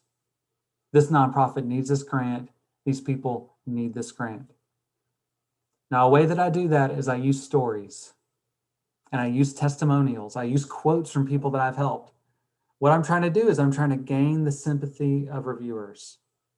Now, I'm going to show you a way to do this on the next slide. The general idea, though, is start your needs section with a short story, then drive it home with data. You got to drive it home with data. Here's an example. And I've made this up, so it's going to be different for your nonprofit, okay? 9-year-old Amir was caught stealing at a grocery store, but it wasn't candy or a toy. He was found with a container of formula for his baby sister, Sasha. 18,000 children like Amir and Sasha in our city struggle with food insecurity. The Greater Louisville Project ranks our city the 10th worst among its 17 peer cities for food insecurity because 3.5% of our households live in a food desert. This means thousands of families do not have a vehicle and live more than a half mile from a supermarket. So you see what I did there is I've got this story about Amir and Sasha that's meant to pull you in as a reviewer and to feel that. But Amir and Sasha are not alone. This is actually a common story in our community. Now, I want to give you a couple cautions here. Make sure it's a real story. I made this one up. It's a training. I got to give you something to work with. But 2, change names, okay? Don't use full names of kids in particular. And if you're going to use an adult's name, ask for their permission. Make sure you don't leave identifiable information for somebody that's vulnerable in your grant application. So I will just typically reword the name. I'll change the name to protect identity. All right, so that's an example. So that's the needs section. And in a little bit, I'm gonna give you a chance to ask questions if you want to follow up about needs. But as you start working on grants, you leave here today, you go and research some of those grants we just talked about. They ask you for needs. You can come back to those slides to write a great needs section. All right, let's talk about project descriptions. This is the second element that I see in almost every grant application. They ask for a project description. And I've given you a way that it's worded from one of our funders here in Jefferson County. Description of project and use of funds being requested. So this grant application has a section that says description of project and use of funds being requested. And you have to write narrative under it. What you're doing here is you're going to describe what your organization will do to meet the needs you just described. So you just talked about how needy your neighborhood is, the needs of those that you serve. And so now you're going to talk about what you're doing to meet those needs. And I think of a project description as a recipe. All the ingredients and the steps are listed. So I want the funder to be able to look at this project description and say, oh, I see how they're doing it. I see exactly how they're going to do this. If they get this grant, they can pull this off. They've got the recipe right here. All right, so how do you do this? You've got to be detailed, okay? Details are so important in project descriptions. I can tell you this as a grant writer and as a grant reviewer. Early in my career as a grant writer, I didn't get some grants, hurt my feelings. It's going to happen to you too. I got reviewers' comments back on a grant one time, and I was going through it and I saw some phrases that stood out to me. And it was things like, more information is needed. Additional details are needed. It was unclear if the applicant ... And what I found out is that reviewers want to know the details. So I'm giving you here some of the details that you need to answer in a project description. Now, they're not always going to ask you for these details in this way. You've got to use some judgment. So I'm giving you kind of a formula you can use for your project description. And as we're thinking about the details, we need to talk about participants. Who is it that we're helping? Who's involved in our activities? We need to talk about activities. What are these people doing? We need design principles. Why is it that we chose these activities? Are these activities the best practice for nonprofits in our field? Is this what we agree we need to do for people? Was it critically needed? Did someone ask us to do it? Is a partner asking us to do it? Why is it that we're doing these activities? We're answering the why question. Frequency. When do we do these things? When do we do these activities? When do we help our participants? How often do we do it? How long does it last? Those are the types of things we need to answer. And locations. Where do we do this? Where do we help participants? Where do the activities occur? These are the types of details you need to give in a project description. All right, so you're like, okay, I kind of get it, but maybe you start working on your project description. In the next few weeks, you're working on a grant and you're like, okay, I've never done a project description. How do I do it? This is a kind of formula for a paragraph. You could sit down and you could replace my words in all caps. You could replace that with your own information as a nonprofit, and you would have a project description. Now you need to make it better than this, but this is a starting point for you, okay? Project serves participants. So you fill in participants there, whoever it is you work with. Do you work with elementary age kids? Do you work with homeless veterans? Do you work with expectant mothers? Whoever your participants are, you can put that in the first sentence. Our project serves, tell us who you serve, okay? Then you need to give some more information. How are you finding these participants? I'd like to think of this as recruitment outreach. We identify participants through recruitment outreach. Tell us what that is. Our project serves elementary age kids. We identify these kids by working with local schools. Guidance counselors refer these kids to us. All right, then you need to describe characteristics, demographic characteristics. Our participants are students on free and reduced lunch. Our participants are veterans, former military service personnel who are experiencing homelessness. Give the details. Then talk about activities. Our participants complete X, Y, and Z. What is it that they do? Our elementary age students come after school 3 times a week for a reading lesson. Just tell us what they do. Next bullet point here, talk about outcomes. These activities help our participants achieve these outcomes. What are those outcomes? These activities help our participants improve their reading, help our participants get back on their feet and find a home, help our participants get back in the workforce. What's the big outcome you're trying to achieve with your participants? And then I like to talk about design principles. These activities reflect design principles.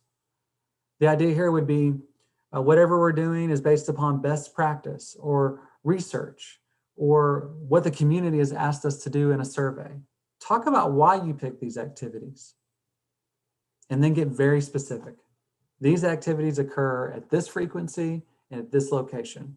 Here's how often we do them. Here's how long they last, and here's where we do them. If you use this list in your work, your funder is going to know what you're doing at least. They're going to have a good idea. All right. We are going to stop for a break, okay? I know this is a lot of information I'm sharing with you. I feel like I'm hitting you with a water hose, okay? So we're going to come back in a moment and we're going to talk about goals and objectives. So this is really important. Every funder is going to ask you for it. So, be prepared to jump back into this content. but let's take 5 minutes. I'm gonna set a 5-minute timer over here for me. And I just want you to take 5 minutes, turn your camera off if you need to, get up, walk around, come back because we've got a lot more information to focus on. All right, so I'm gonna turn my camera off. I'm gonna take a 5-minute break, you take a break, and we'll be right back. All right, everybody, our 5-minute break is up. So come on back. I appreciate you all hanging in there. I know grant writing training is a lot of information. I hope you realize that the way I've designed this today is you can come back to this PowerPoint, you can come back to this presentation, and you know how to reach me. So as you're working on things, I'd love to give you advice. We're gonna go back to our quick session on each one of these grant application requirements. We've done need and we've done project description. Now let's get into goals and objectives. All right, I find this in so many grant applications. We're asked to talk about our goal and our objectives for the grant. Funders want to know what you're going to accomplish with their money. So as you're answering this section, the goals and objectives you put down, they're showing the intended results you have in mind. And I've actually given you an example here of a local funder and how they asked the question. Please provide a concise description of the entire project, including goals/objectives, desired impact or outcomes, and a summary of how the requested funds will be used. Now, this funder's put a lot of information into their question. It's really common just to see goals and objectives. What are the goals and objectives of the project? So I'm going to give you a method on writing goals and objectives that I've used over and over again that's been successful. You can use this and you can come back to it. It will help you complete this task every time you have to do it. First, I want you to think about a goal. I prefer to have one goal for a project or for a grant application, and then have outcomes that lead to that goal. So as I think about the goal, I'm thinking about the big picture. I have an aspirational statement, something that I want to achieve. It's the ultimate outcome for my project, the ultimate outcome for my nonprofit, maybe. It's a change in status for those you help, something that you're trying to accomplish. Your goal could be making school more enjoyable for students. It could be helping people get back into the workforce. It can be a big, broad thing. Here's the key though. The goal is really like marketing material, okay? It's something you're using to inspire your funder. It needs to be something they want to get behind, that they'll be excited to fund, that they'll feel like they're making a big difference. So this is a really important thing, how you word goals. I'm going to give you some examples, and I've hinted at some of these already. Our goal is to make learning enjoyable for all students. That could be stronger, but that's a little bit different than a lot of education grants that I read. There's not a lot of talk about joy sometimes. It's more about test scores. So think about that, how that might affect the funder, to think about enjoying your learning. Here's another example. The goal of the project is to transform Louisville into a visually vibrant city through public art. That's something a funder could get behind, right? Man, I want my city to be visually vibrant. It's just good writing. Goals are marketing materials. The last one here, the goal of the project is to reemploy thousands of Kentuckians affected by COVID-19 business closings, right? That's something a funder is going to want to get behind right now. All right, so that's your big thing, your big outcome, your ultimate outcome you're going for, your big goal. But what about objectives? These are the small stepping stones that you use to reach goals. If you achieve each of these objectives, you're going to get to that goal. So it takes some planning, it takes some insight, some wisdom on how to structure these. As you're thinking about objectives, I'll give you a framework here you can use. And this is a thing we can spend an hour on, or it's a thing we can spend a few minutes on. And I'm going with a few minutes because I think that you can do more research about this and you can try it out on your own. When I'm writing an objective, I go for SMART objectives. And that's an acronym I've listed out here for you. The objectives are specific. So by specific, I mean that it has a very clear actor. My participants usually are my objectives. There's someone doing something, a change that they are experiencing, causing a change in their beliefs, their behavior, something specific is happening to a specific group of people. It's measurable, it's measurable. So it's something we can actually determine either through a survey or through data in our community, data we collect as a program. It's attainable. It's something we really can do. This is so important. Do not overpromise on goals and objectives. It's a recipe for disaster. You're going to be held accountable to the things you put in your grant application. Make sure you can actually do them. So I often will justify my objectives by what we've done in the past, the progress that we've seen. Relevant. I want to make sure the objectives I'm putting down actually match the activities that I'm doing. There's this temptation you can have that every piece of data you have, everything you measure, everything you collect from the people that you help, you throw it into all of your objectives, or you have an objective for everything you measure. Well, no, focus on the activities of the grant application, the project description. What measurements, what objectives are relevant to those activities? And timed is the last thing. It's timed. So I like to just put a clear date stamp on my objectives. We're going to accomplish this thing by such and such date, or within a year, or however we need to word it. We make sure that there's a time bound stamp on there. All right, couple of tips, and then I'm going to give you some examples. The 100% rule. 100% of the time you set your objective for 100%, you set yourself up for failure. It is almost impossible to achieve 100% of everything. I've learned this early in my grant writing career. I got some grants to train some teachers on something. And it was something they had to get trained on. They had to do it. And the school districts all said, yes, every one of our teachers are going to do that training. They will be there in that summer. But you know what? Life happens. A teacher got married, went on a honeymoon. One teacher was expectant, a child, and needed the summer off for maternity leave, and couldn't come to the training, shouldn't come to the training. So the 100%, I would shy away from ever using it. It's a red flag for most funders. They realize you're not really setting an attainable goal. Focus on growth and improvement. So you're not going to eradicate poverty in your zip code.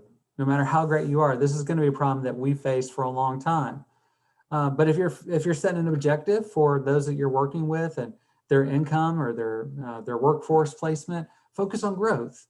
If it's 15% now of those you help have made it into a job, could you make it 30% next year? What's a reasonable amount of growth for you? And again, don't overpromise. I told you these funders require reports often a year later, and it's not great to not meet your objectives. A tip for that, you don't meet your objectives, talk about what you learned, how you'll improve for next time. But if you can work on not overpromising up front, that conversation goes a lot better. All right, so I'm going to give you an example.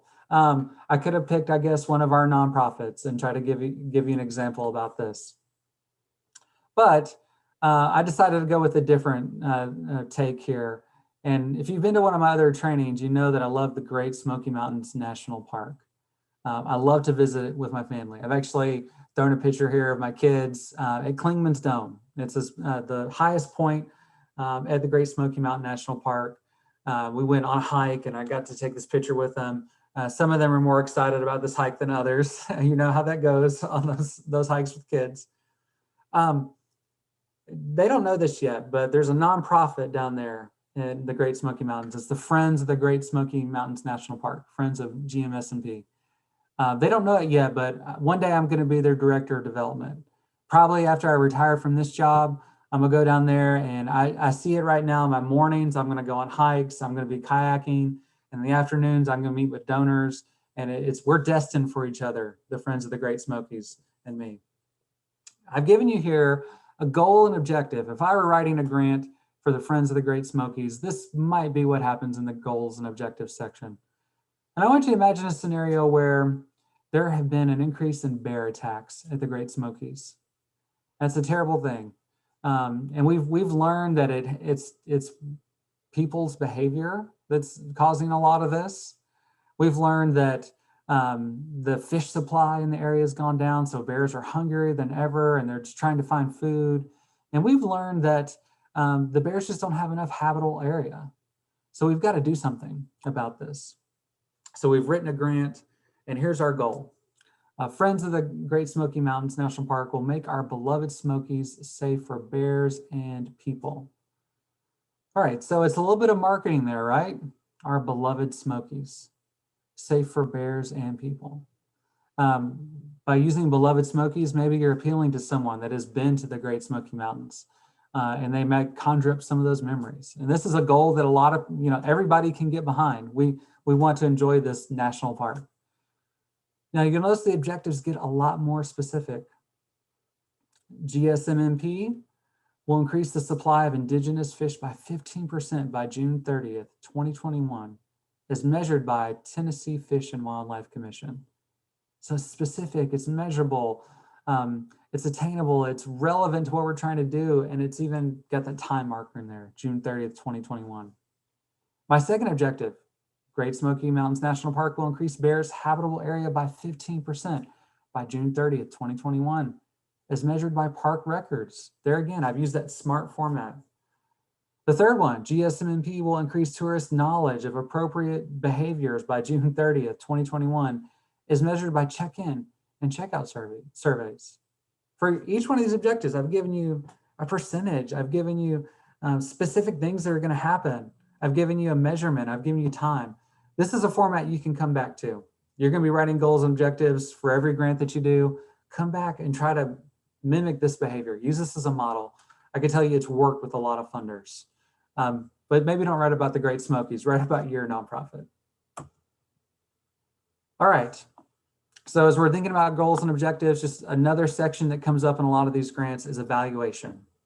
There'll be a paragraph that asks you for an evaluation plan. How will you know your project has been successful is a way that I've seen it worded. So they're wanting you to measure the things that you're doing. And I know that's intimidating, right? Most of us have got into nonprofits, got in it to work with people. So it's not maybe always the most exciting thing to think about measuring what we're doing and the data that we're collecting. But it's really important for us as a nonprofit, and it's important to funders. So when we're answering the evaluation section, we're answering, how will you know a grant project has been successful? How will you know that?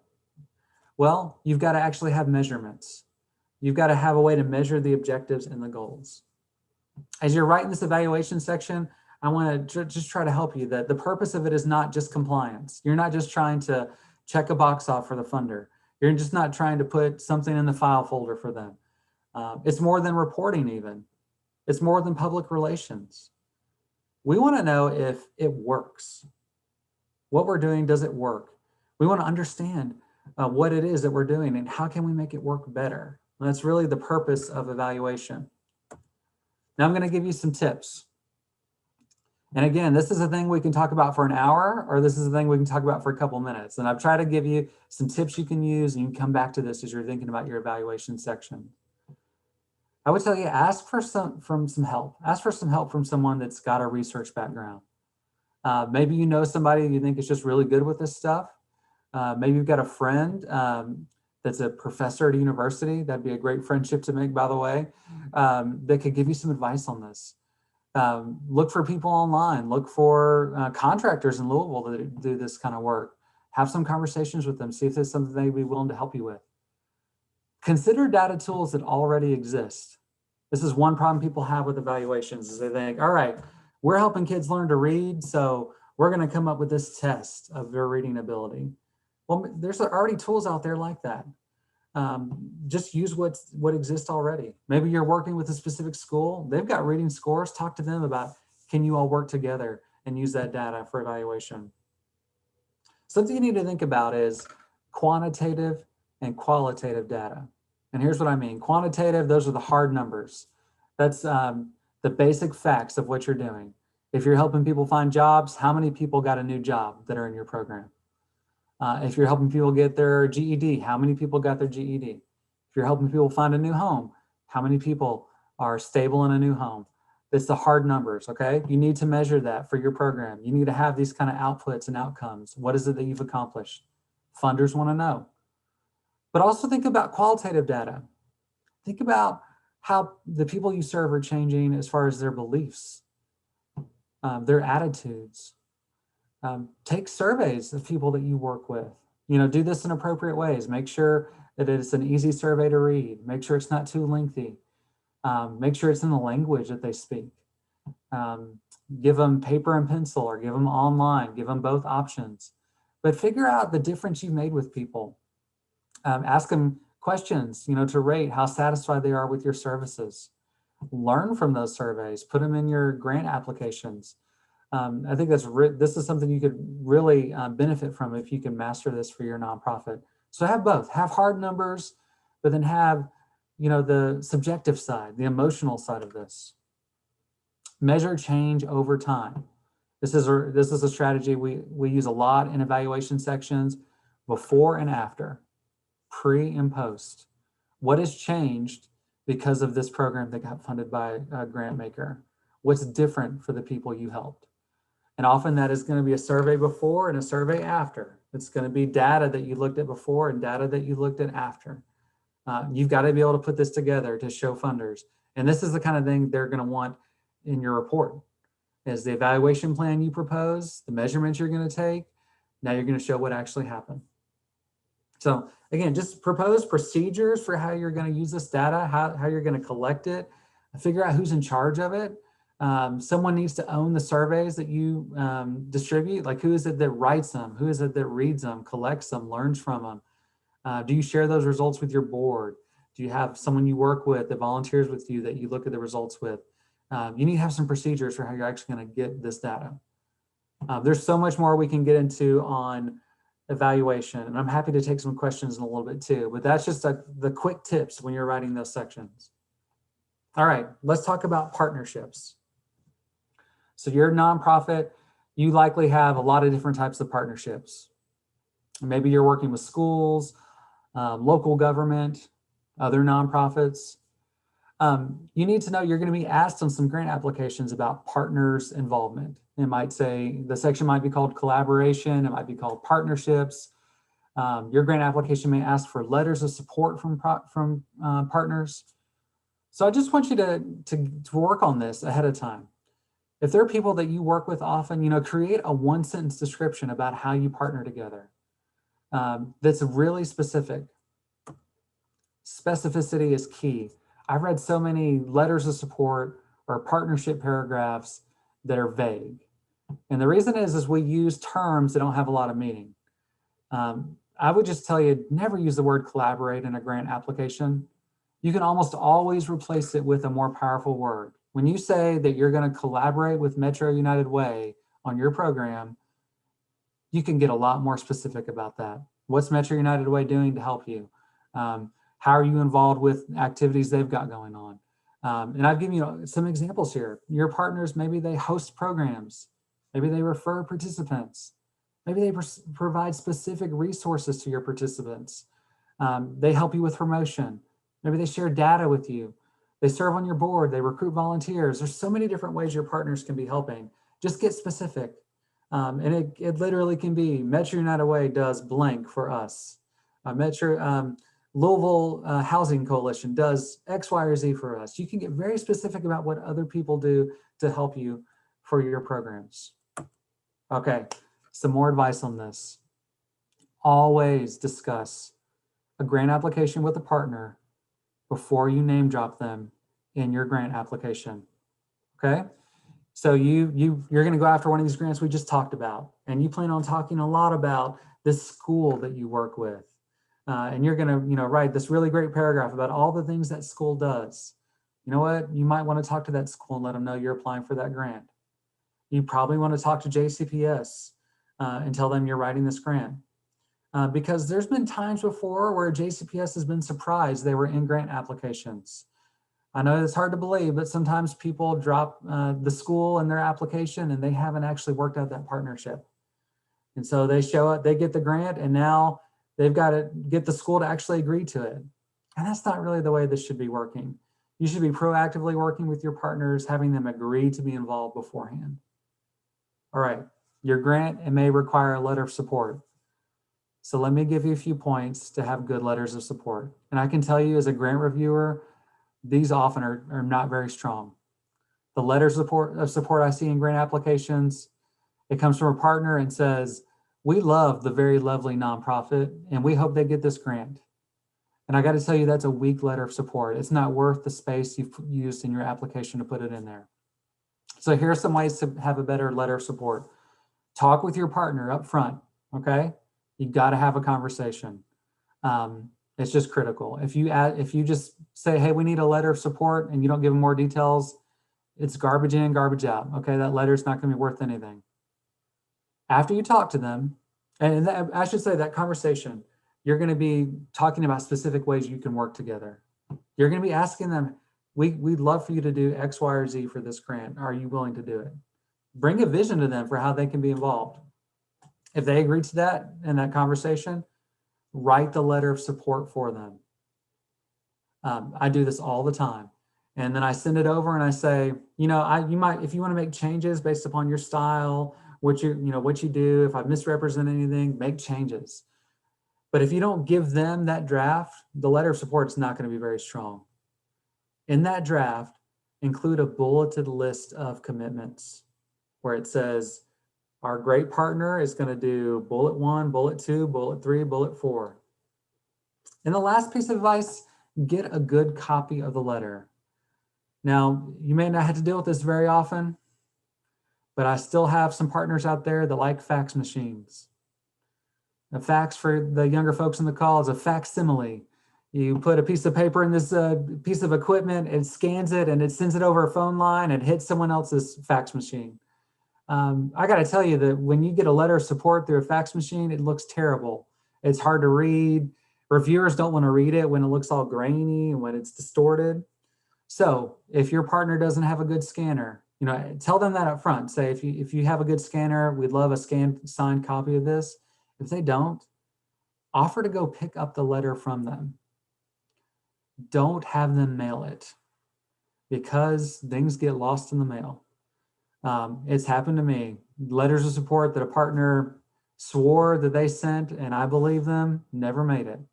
So say, can I just come pick it up sometime? Then you use your good scanner to get a copy of it. Take it to the library, use the scanner at the library. Wherever you need to get that good scan, you need a good copy of the letter. And that's just advice for everything that you had to submit as an attachment. Get a good copy. I helped some nonprofits before with grants, and I know everybody's busy, but there was a form I needed from a nonprofit for their grant application. And I got a picture from their phone of that form, and it didn't look great. And that's embarrassing when you submit that to a funder and, they're looking at it and they're like, they don't, why didn't they just scan this, So that's just some advice. Anytime you're working with attachment, have a good scan of it. Yeah, so these are just important things with partnerships. You've got to put that work in, have those descriptions, have proof they're involved. I think that'll help you. So come back to this section whenever you have to write a letter of support. All right, let's talk budget. Okay, this is some people's least favorite part of the grant, I got to tell you, because it's not any fun, right? I don't know what your attitude is about budgeting in your personal life, but you're thinking about bills. You're thinking about expenses you're going to have to cover. It's difficult. It's hard work. So let me give you some tips on making a good budget. First thing, research the precise cost of what you are requesting, okay? Get very precise. Get down to the dollar and the cent of how much it costs to pay for the item you want to use the grant on. Give a line item calculation for each expense. I'm giving you an example here. Let's say I'm writing a grant for books. I want to give books away to kids that are coming to my program. So in my budget, I've got a line that says monthly giveaway books, $4.50 per book, times 1 book per child, times 300 children, times 10 months, equals $13,500. Just get real specific. Give them the calculation. Make it so the funder can look at your budget and see, oh, I see why they need $13,500 for books, because they're giving away a book every month to 300 children for 10 months. Get very specific. Here's a preference of mine. I think odd amounts are better than rounded amounts. So if you know after you total everything up that you need $4,997 from the Crawley Foundation, asked for $4,997. There's that part of you, I can feel it. You're twitching. You're like, can I just put 5,000? Can I just get that $3 more? You could do that, but I'll tell you what I found is that when you use those odd amounts, you look like you've researched the cost. You look precise. You earn the trust of the reviewer and the funder. They say they needed $4,997. They asked for $4,997. So be precise, be researched. All right, pop quiz for everybody. And let's do this in the chat box. All right, let's get a little interaction going here. So here's a question for you. 70% of submitted grant application budgets have this. What do you think it is? Just use the chat box. Give me a guess. What do you think's in 70% of grant application budgets?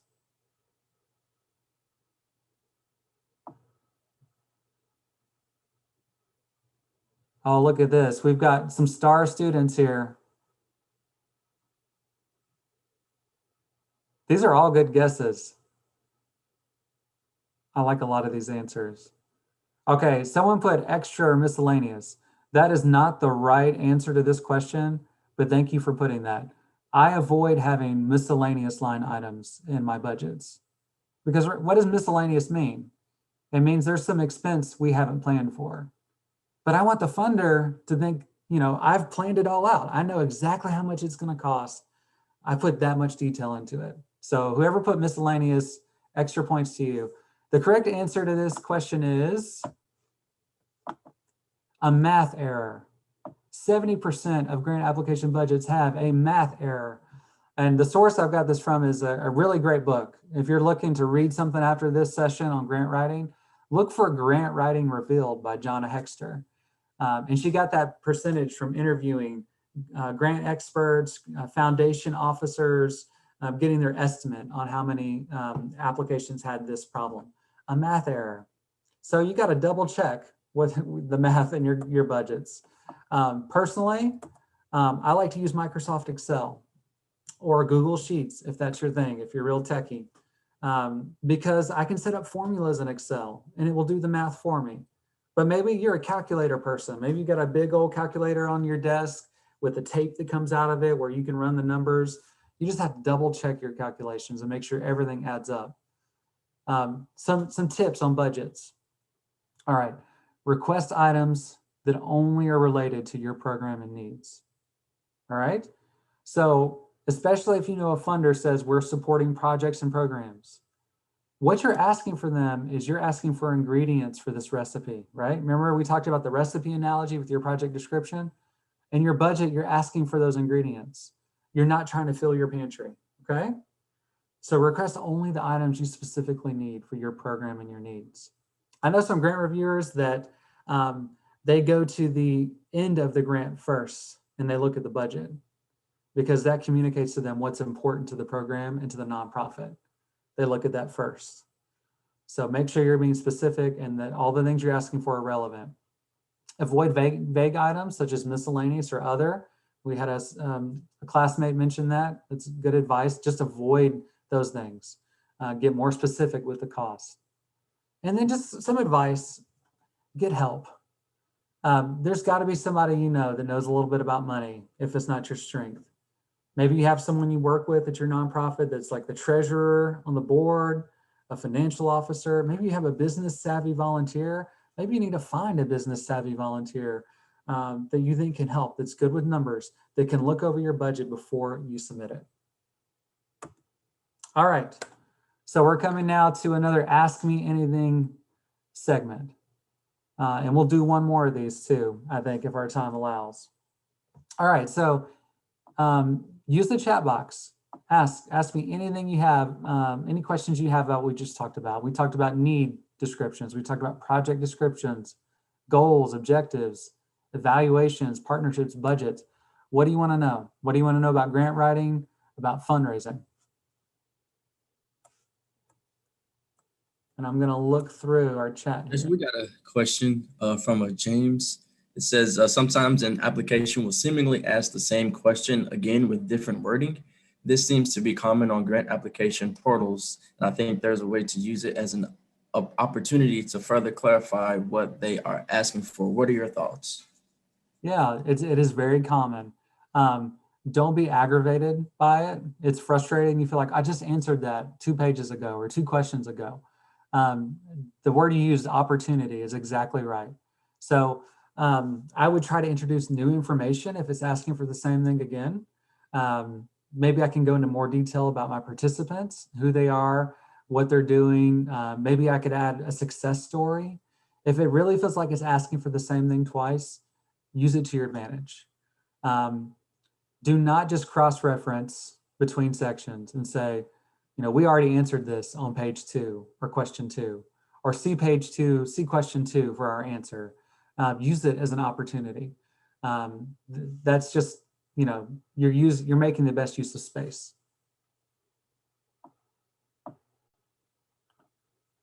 All right, someone asked, more on relationship building, please. Okay, yeah, absolutely. So one thing to think about is you're on a phone call right now with, our Zoom call, excuse me, with what, 60 people that are all looking at some of the same grant applications.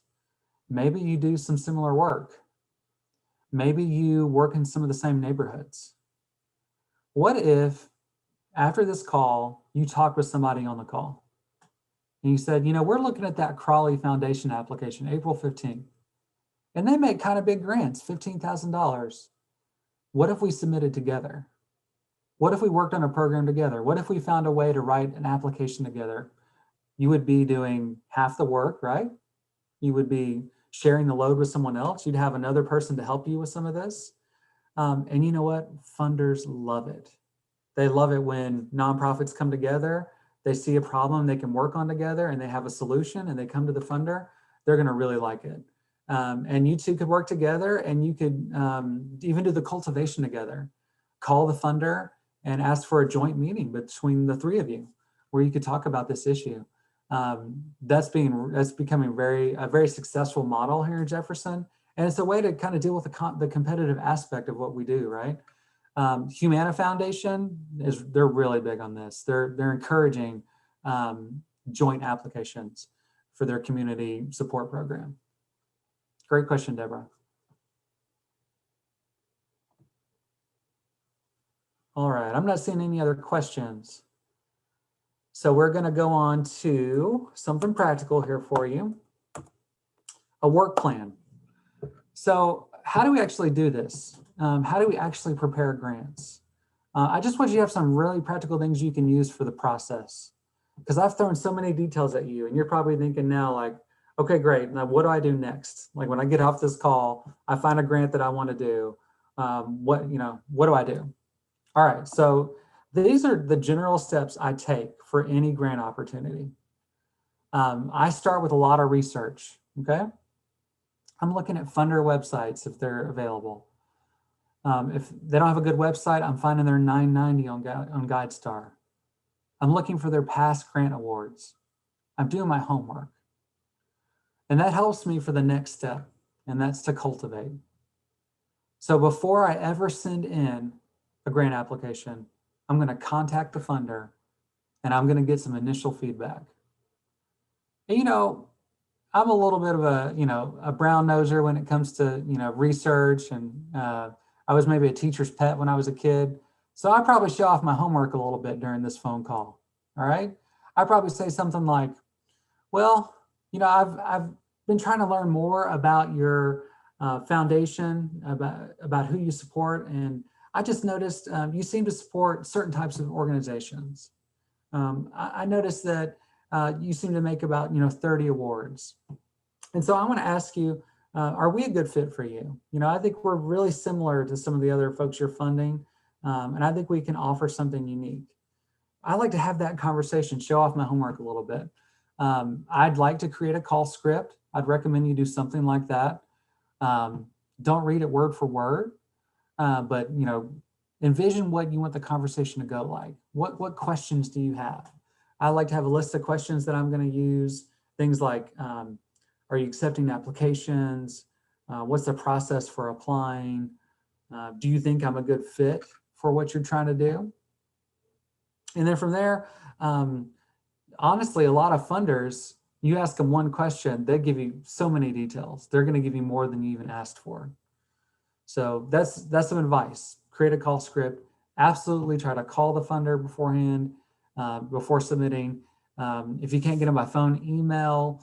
I would avoid just a cold application. Your success will be much better if you cultivate. All right. Next couple steps here. Internal approval. At your nonprofit, who needs to approve this grant application? I know some of you are the boss at your nonprofit, and you are the staff. You are a one-person show, and I really respect you. So this step will be easier for you, right? You can approve it. But I know others of us, we got some people we have to answer to. We got to get our boss to say yes. Sometimes we got to get our board to approve the application before we submit it. The key thing here is who has to approve it internally and by what date. All right, so I'm gonna give you an example from my line of work, okay? My board meets every month, the last Wednesday of the month. We have a policy, they have to approve applications before I submit them. I know I have to send them an abstract of the grant 2 weeks or so, roughly 2 weeks before the board meeting. So as I'm working on a grant, I'm building a schedule out, and on my schedule, I put 2 weeks out from the deadline, board approval, get board approval, send board abstract. I'm starting to think about who needs to approve this. And I like to just, if it's a boss, I like to go to that boss really early in the process and say, you know, if we are able to pull off this application, do you support it? Are you willing for us to submit it? You don't want to go to your boss last thing and your boss say, you know what, I don't think we should do this after you've been working on it. So get your approval early internally. All right, the next thing here, external coordination, all right? Does the grant ask you to write about your partners? If it asks you to write about your partners, you need to start having those conversations. Does the grant require a letter of support? You got to contact your partners as soon as possible to talk about that need. If you know your grant's due in 2 months, you got to set a deadline for when you're going to get that letter of support back. We want it 1 week from the deadline or 2 weeks from the deadline. You got to start having those conversations, writing the letter of support, and getting on the calendar of your partners. Because if you wait till last minute, there are a lot of people in town that aggravates. It hurts your relationship. You call them the day it's due and you say, we got a grant we're working on, we need a letter of support. You may not even get a hold of them, you know? And that makes you look unprepared. It puts your partner in a bad situation too.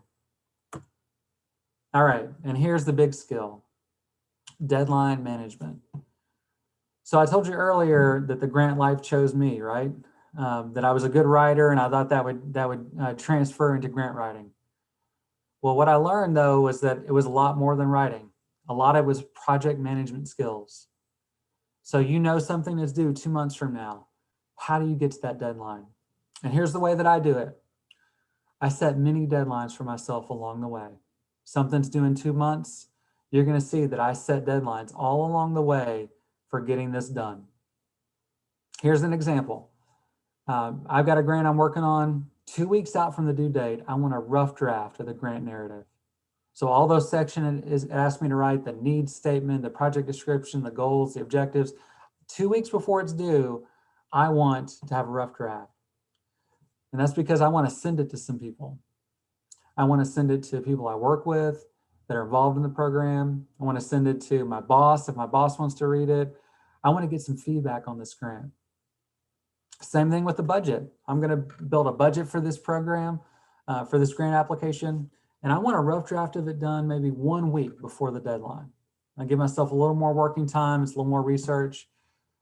And then I'm going to send that budget to the finance person that I work with or my volunteer or someone that knows money to get some feedback. Does this budget make sense to you? What would you do differently? About a week before the grant's due, I want all my colleagues to send in their suggestions on the grant narrative, what they want changed. Maybe a few days before it's due, I want the finance person to give me, a budget revision. Letters of support, I need those returned 1 week out before my deadline. Because if you send me a bad scan, I need a few days to drive to your office to get the real copy. So you're managing the deadline. It's backwards design. You're designing back from that deadline. And then you're setting a submission target date. For me, usually it's a day or two before it's actually due. I want to get it done. Because the day before, if I'm submitting it and I'm having some technical problems, the next day I can still call the funder and say, I tried to submit it online and I'm having some problems. Is there any way you can help? Or I can try again the next day. So I try to give myself some leeway.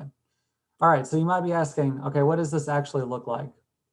All right, so I actually have given you a link here to a sample proposal schedule. And you actually can find this on Funding Finders on the resources page. And I'm just going to switch screens real quick so you can see what deadline management can look like.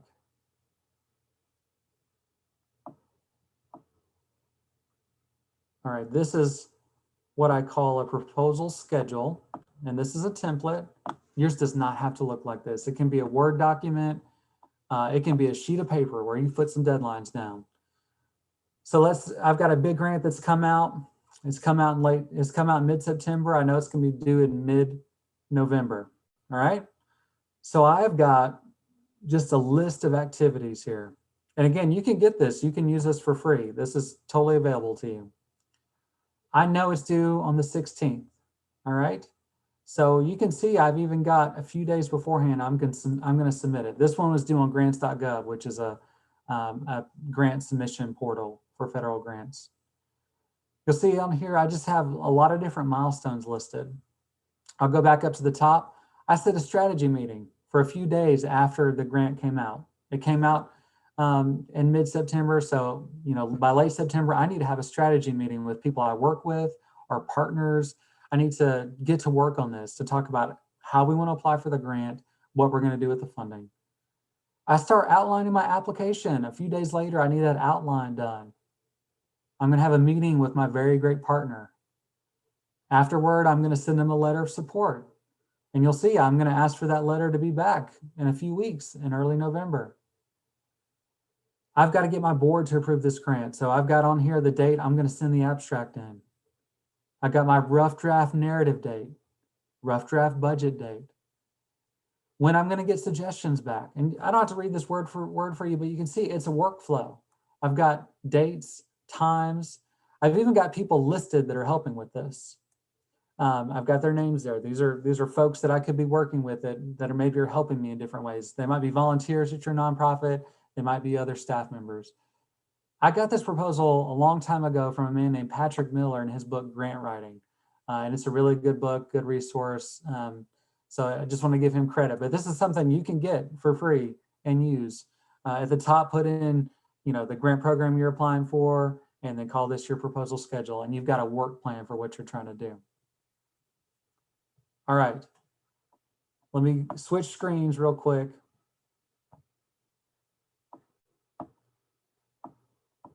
And again, you'll have a link to the proposal schedule. And I just want to close here. We're going to have time for more questions, but I want to just leave you with something that hopefully will help you do this work. And I realize I've just shared a lot of information with you. I've sprayed you down with a lot of details here. It's tough to absorb all this, to use it. And I'm hopeful you're going to come back to this PowerPoint and you're going to use these resources. But it's just this question, why would anyone do all of this work? Like, why would somebody make this a career? And I want to just tell you something that motivates me. It's my favorite piece of office decoration. My oldest child is 12, but when she started kindergarten, I decided that I wanted to go to her career day and I wanted to talk about what it's like being a grant writer. So I get there and you can imagine, there's the mom that's a doctor, and there's a dad that's a firefighter, and there's a baker, and there's a professional gambler. Okay, I made that one up, but the other ones were true. There were people there with interesting jobs, things that kids could, imagine themselves doing. I can imagine being a doctor, a firefighter, a baker. And then here I am, I'm the grant writer. I had to explain to them how I do what I do. And so I explained to them, I said, the leaders in our country and our community, they have a lot of resources. They have a lot of money, and they give it away to help people. And the way they give it away is they have a writing competition. And people submit in pieces of writing. They're called grant applications. And in that grant application, you have to set a goal and you have to make a plan. And whoever has the best goal and whoever has the best plan gets money to help people. And of course, the kids were all really interested in the money. And at that point, I had raised about 30 million in my career. And they were like, oh, like, where do you keep the money? And they had lots of questions about that. I couldn't really explain it that well to kindergartners. But what was really awesome was the next day, a note came home in my child's backpack from a kindergarten teacher. And it said, "Dear Mr. Atkins, thank you for showing us about your job. We learned how to set a goal and make a plan. We learned so much. Love, Mrs. Feaster's class." And the students signed the note. I've taken this big poster note with me to a lot of different jobs. And it reminds me who I'm trying to help with my grants. So I want to encourage you, find something like this. Find some piece of inspiration to where when you are just knee deep, neck deep in some of these details, you can look up and remember who you're trying to help. So thank you so much for being at this session today. I love helping nonprofit pros. I hope you'll connect with me on LinkedIn. I hope you'll check out the website. I hope you'll sign up for CNPE's newsletter and see trainings they've got going on. And I really hope this has helped you today and I can help you in the future. All right, with that being said, I'm going to stop sharing my screen. And again, we're going to get you this PowerPoint. And we will just use the rest of the time for Ask Me Anything. You've got 8 minutes. So, wait, we've got more than that, don't we? We got 30 minutes. I said I didn't manage my time right. My last training ended at 11:30, so I tried to get there with this training. So we got time for Ask Me Anything. You can ask me questions, and I actually can even, I got another exercise I can break out for you guys if we have time after the questions. So here's your chance. Ask me grant writing, ask me fundraising, anything you want to know. Jason, can you talk a few minutes about the grant application outline? Yes, I absolutely can. I can walk you through what I like to do with that. Let me show you practically how I do that. So let me just use an example that we talked about today. All right. So we talked about the Gilbert Foundation, and they've got an application that's due April 1st. That's a suggested deadline for you. Let me show you if I were going to prepare a grant for the Gilbert Foundation, how I would do that. All right. So the first thing I'm going to do is I'm going to share a screen here.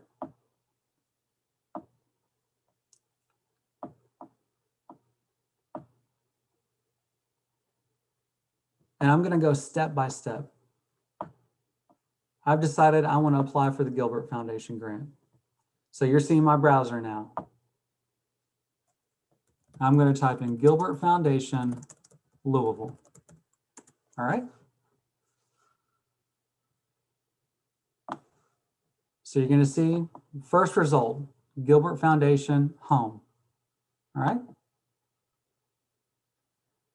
And here's some great information about this foundation. All right. It's a family foundation in Louisville. You're going to see their website's got some tabs across the top. Grant history, Dick Gilbert's story. That's the man who actually founded this foundation. It's in his honor.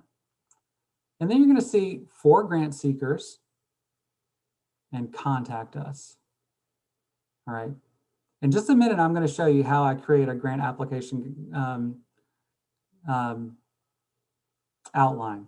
But I want you to really take advantage of these types of resources when you go to a funder's website.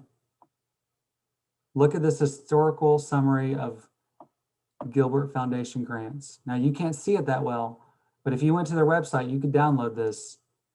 And we got names of nonprofits, we got dollar amounts, and we got years. You're going to find so much information going through that chart. And you're going to ask yourself, do I belong on this list? Do I seem like the type of nonprofit they fund?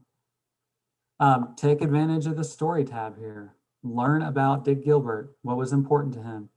Try to figure out, do I fit this funder? All right. Now, 4 grant seekers. And again, I'm going through each one of these Tabs, I'm trying to learn information. There's an FAQ. This is practical information you need to know. How often do we meet? When will I know if my proposal is accepted? How soon after? Can I submit a grant? This is great information. This is the kind of thing you need to learn from a funder website. All right. Now, proposal guidelines. And this is good where it's really helpful. The Gilbert Foundation grant making process starts with a proposal. So they're telling you proposal. This document will be added to other proposals being reviewed at the quarterly board meeting. Typically anywhere from 5 to 15 proposals are reviewed at each meeting. This is a great funder website. I'm going to tell you some of the funders on my list do not give you this much detail. And look, here you go. Requested proposal elements. In Word document format, 1 to 2 pages maximum. Give them these things. All right. This part, I literally copy what they're asking for. I'm doing Control C. You could right click if you want to do it like that. So from there, I'm taking that. I'm going to stop my share real quick.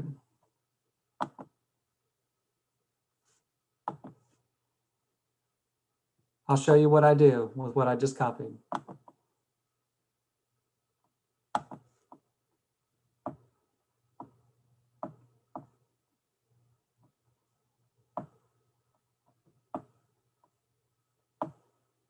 All right, so now I've gone over to Microsoft Word and I'm gonna try to make this bigger. I know it's not very big right now. And I'm just gonna paste in the exact thing that I just saw. All right, then I'm gonna create a little space for outlining these different elements of the proposal.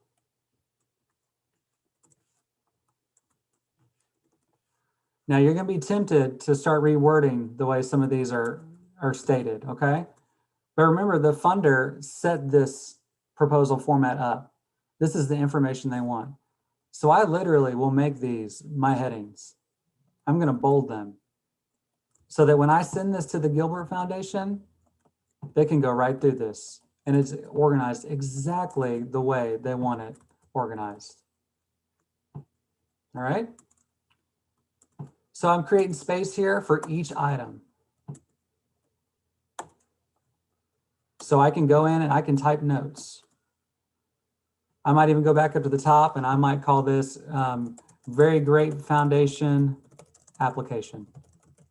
All right. Some of these are easy, right? You're gonna, put very great foundation application. And you might put the date right here. March 2nd, 2021. Contact person. Something that would come up in the grant readiness documents I talked about earlier is having this information on hand, knowing right away the name, email address, phone number of people in your organization and be able to copy and paste it into the section. So as I'm outlining this, I'm going to put C grant readiness folder. Just giving myself a cue. Where am I going to find that information? Name of the project for which funding is being requested. All right. Let's talk about names for a second. You're going to be so tempted to put very great foundation grant. You got to think like a marketer, okay? You got to think about what it is you do and what's going to excite the Gilbert Foundation. Now I'm going to give you an example. This is kind of off the cuff, but I want the funder to be impressed, to be inspired about what's going to happen with this fund. So let's say the Very Great Foundation is involved in foster care. I might call my project the Meet Foster Children's Needs Project. It could be a lot more inspirational than that. Or I might, you want to make it something they can believe in and they can buy into. Honestly, there are a million acronyms right now that nonprofits use. Project Shine, Project Bright, And then they come up with some cool acronym that goes with that. I would start to think more like headlines. Write a headline here for the name of your project.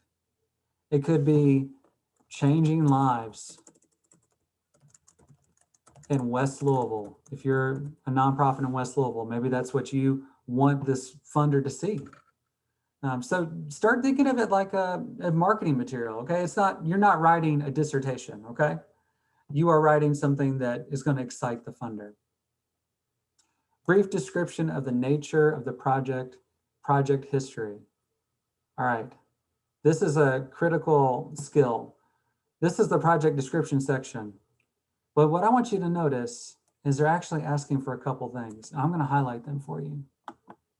Nature of the project history.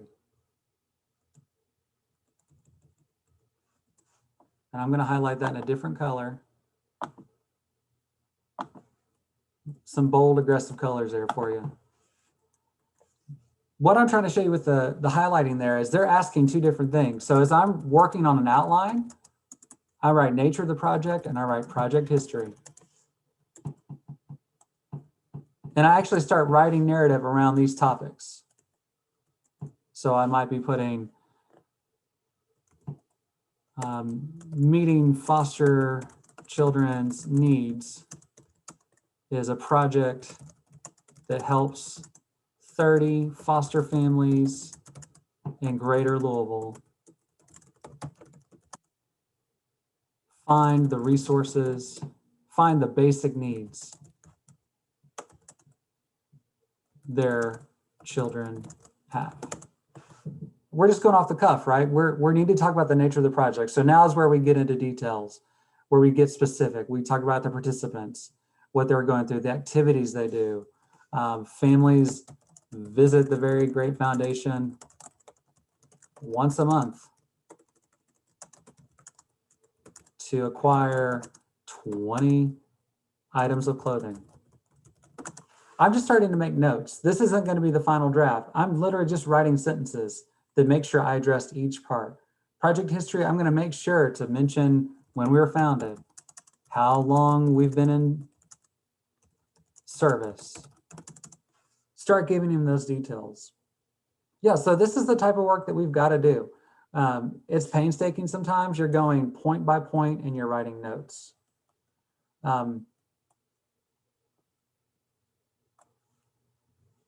In this document, eventually, I'm going to turn it into something a little fancier, all right? We need some marketing material in here. So I'm going to tell you something. I'm going to put a note here for me is client picture, end quote. Now I'm going to work with my nonprofit volunteers and my staff. I'm going to make sure I have permission. I'm going to make sure I have a release form for this picture.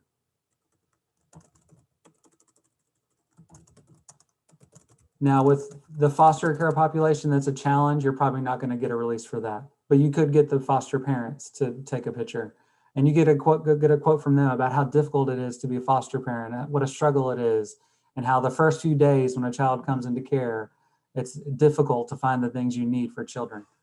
So I'm going to have a picture on this document somewhere with that quote to impress my readers, to draw them in. So this just gives you, a sense of what we're trying to do with each section. For outcome, I'm going to put, specific things that happen as a result of my grant. So I may have on here the number of families we will serve with this grant. I've got a survey that I give to foster parents. And I ask them how this helped them. Are they likely to stay in the foster care system? Are they going to continue to be foster parents? And those are just helpful pieces of data. And you could put lots of things in that survey, but you probably had to focus on what exactly you need for your outcomes. Project budget. I'm probably going to have a little description of revenue and expenses.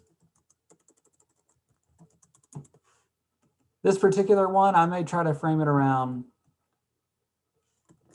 it costs $150 to provide a week's worth of clothing for a toddler in foster care. If a toddler in foster care comes to your home, it costs $150 to get everything they need. And then I may describe revenue as through grants and donations, we hope to help 100 foster care children with their basic needs. So we're going to need, oh, the math's going to evade me here. So don't make fun of me when I don't know the math here. We're going to say $15,000. Let's hope that's right. Normally I'd pull up a calculator, but with screen share. Our goal is to raise $15,000 for this project to support these families. When we start talking about revenue sources, we might say, we participated in Give for Good Louisville and raised $3,000 toward these project costs.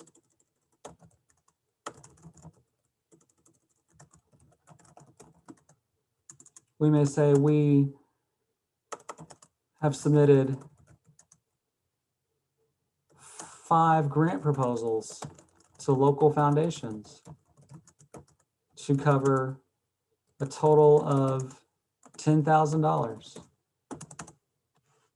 You know, I'm just making up numbers at this point. But that's what we do in the budget. We talk about the revenue we bring in and the expenses. And I actually kind of jumped the gun on expenses here. I put it in the revenue. I'd move this down. Number of clients to be served by the project. The generous grant of $5,000 from the Gilbert Foundation will help us serve, and I've just put a blank here, children. So you need to know your cost per participant. How much does it cost you to help somebody at your nonprofit? This generous grant of $5,000 from the Gilbert Foundation will help us serve blank children. Put that there. Overall, in 2021, we plan to serve blank children, and you might add families in there too. Project timing. The needs of foster care children are never ending. We will immediately implement this project upon receipt of funding. We anticipate serving blank number of children by, and you would give a date, June 30th, 2021. So this is literally what the work is. It is finding the grant application components and then starting notes, okay? Just working on the different things you're asked for in the grant application. All right, there's one other trick I want to show you. This is something that you really need to think about the more you do grant writing. And people have a misconception about grant writing. I could have made this grant myth 6, and it's that my writing has to be really formal, that I don't need to use words like we, you, us, our, that I need to sound like I'm writing a college paper. I got to tell you, that's not what grants are. And I learned this from fundraising. Maybe you've learned this from fundraising too. Fundraisers have been studying this for a long time on what grade level writing she would be using when we appeal to donors. When I first started, I went back and looked at some of my first grants, and I ran the data on the grade level writing. I'm gonna show you how to do that in just a second. And it came back and it said that it was a grade level 16 of writing. which that means it's like a college graduate's level of writing. Well, think again what I've said about reviewers. They've got 12 of these proposals piled up on their desk. Do they have time to read 12 proposals that are like college theses or dissertations? No, they've got to get through these quickly. So what we're trying to do is we're trying to do what fundraisers do. Their aim is to write between a 6th and 9th grade level. If you write too far below that, it might feel like it's not serious, that maybe it's not a good plan. It just will feel kind of choppy. If you write above that, it's going to be too hard for your audience. So the way that I do this is you're going to see up here, there's an options button. Here's a proofing tab, and you can just search readability statistics. But you're going to see here, there's a box that says show readability statistics, and I've got it checked. You need that checked, okay? You click OK. And then we actually had to review spell check. In just a second here.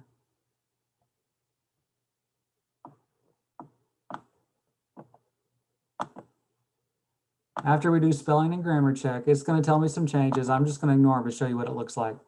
Up pops this box. Readability statistics. The bottom line is grade level, 7.2. That's where I want to be. When the Gilbert Foundation gets 12 of these, I want mine to be easy to read. I wanted to have a great story about someone that I helped. I want to answer every question they've asked. I don't want to send them a dissertation on this. It's got to be quick, easy, compelling, good marketing material. And that's the way I'm going to stand out. Now, what I haven't talked about is cultivation. You know, obviously you've got to have a phone call with the Gilbert Foundation. You got to talk about who you are. But after they say, send me something, or please apply, or here's how you apply, this is what you got to do. You got to build out an outline. You got to write great, compelling content, and you got to make sure it's accessible. All right, so I'm gonna stop my share. We've still got time for questions. I can show you some other types of tricks and strategies and tips, but I really want to make time for questions on anything fundraising, grant writing related. So let's check through here.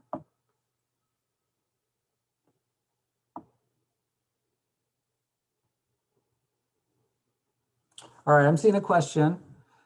No organization is guaranteed funding, so it's common to apply to multiple foundations for funding for the same program. That makes sense, right? You might send a proposal to a lot of foundations. It seems like a good idea to do this to ensure there are several opportunities to get the project funded. But it seems like we should also be thoughtful in how we do this and communicate the fact that we're doing it to potential funders. Can you offer any thoughts on this? All right, so one thing you should know is some of these grant applications will ask you, do you have any pending requests for this project? That's a common question. They'll ask you to list other funders you've asked for money, and then to ask, show how much money you've asked for and how much money you've received. Honestly, I don't see a conflict on pursuing lots of different funders. You need the support, and funders understand that. A lot of times that question is being asked as a screening tool to see if you're the type of nonprofit they're interested in funding. And also to see if they have a funding partner they should talk to. So they may actually reach out to one of these other funders and say, hey, I noticed so-and-so asked you for money. They asked us for money. Do we want to do something together? You know, do you want to give them something this year? Do we want to give them something next year? There's some coordination that happens. Also, they want to see that you've got a plan. It's kind of part of sustainability, right? If you fill out one grant, what's the chances you actually get it? What are the chances that you get it the next year? But if you're asking multiple funders, you're showing, well, we've got a strategy. We've got a multifaceted strategy. So I would never shy away from asking multiple funders for the same project. If they all come through and you end up with more money than you know what to do with, that's a good problem. We can work on that. We can work with that problem. Not a problem I have very often. I think we're all struggling to get the money we need.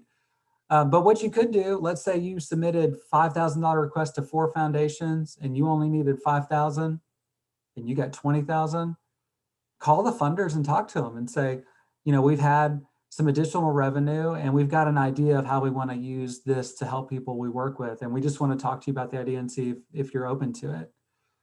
Or tell them, we think we can serve more people because of this grant.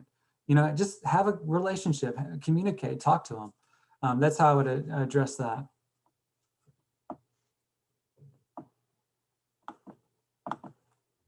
All right, let's take a look at some other questions.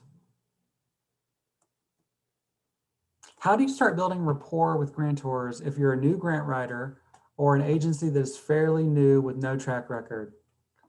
All right, this is hard. This is not something I was naturally gifted at, so I've had to learn how to do this a little bit.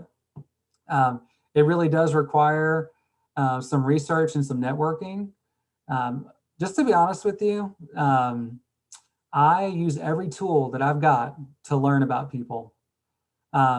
So as I look at some of these funders and I look at their 990 and I see who's on their board, I am taking those names and I am looking in LinkedIn, I'm looking in Facebook, I'm looking on Twitter. I am trying to get to know them a little bit.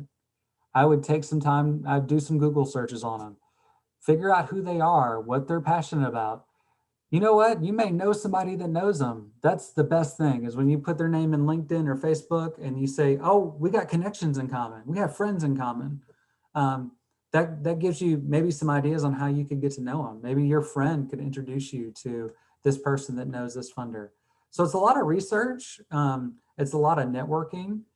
I will do some cold calls on occasion with a funder that's never heard of me before and tell them, I'd like to get to know you. I'd like to share with you some information about who we are and see if we're a good fit. And I prepare talking points about what we're trying to do and just see if it's something they believe in. Some people don't like to make cold calls. I'm trying to look around the cameras here to see if anyone's rolling their eyes at me about cold calls. So yeah, I got a hand. Some people don't like to make cold calls. I don't like to either. So here's some things I've done to get better at it. One, if I can, I try to start with an email. Reach out by email saying I'd like to introduce myself, wondering if they have time for a call and when would be a good time to call, what's a good number. There are people that don't like to be bugged on the phone. So if you start with email, they may actually give you the information you want up front. They may say, oh, thanks for reaching out. Here are 10 things you should know. Here's the thing we send to all of our applicants. Or they may ignore it. They may schedule a call. So I start with that email. That's the first thing I try. If I don't get a response, I'll go ahead and call them and say I'm following up on an email that I sent. And then I'll try to get to the talking points and just kind of fill them out in the conversation. A couple practical things, and these are going to sound silly, but I promise you they work. There's a fundraiser I admire. Her name's Rachel Muir, M-U-I-R, or Muir, M-U-I-R. Her advice is when you're making cold calls is to smile. I know it sounds funny. I felt so weird the first time I did it. I shut my office door and I had a big goofy grin on my face when I made the call. You know what? I'm better on the phone when I smile. I sound friendlier. I feel more confident. I promise you it helps. So try it. The second thing I do is I call when I know they're not hungry. I know that sounds funny, but this idea came to me a while ago. There's some research done on judges. I don't know if you've heard this before, but there's an old saying that says, justice is what the judge ate for breakfast. And there's been some legal studies done on this. And you are more likely to get a favorable outcome with the judge right after breakfast, right after lunch. It should not be that way. I want to say that very clearly. Justice is justice and it should be served. People are people. Honestly, I try to call people when 1 o'clock in the afternoon. Donors, I may try to call them after dinner time sometimes because they're not grumpy anymore.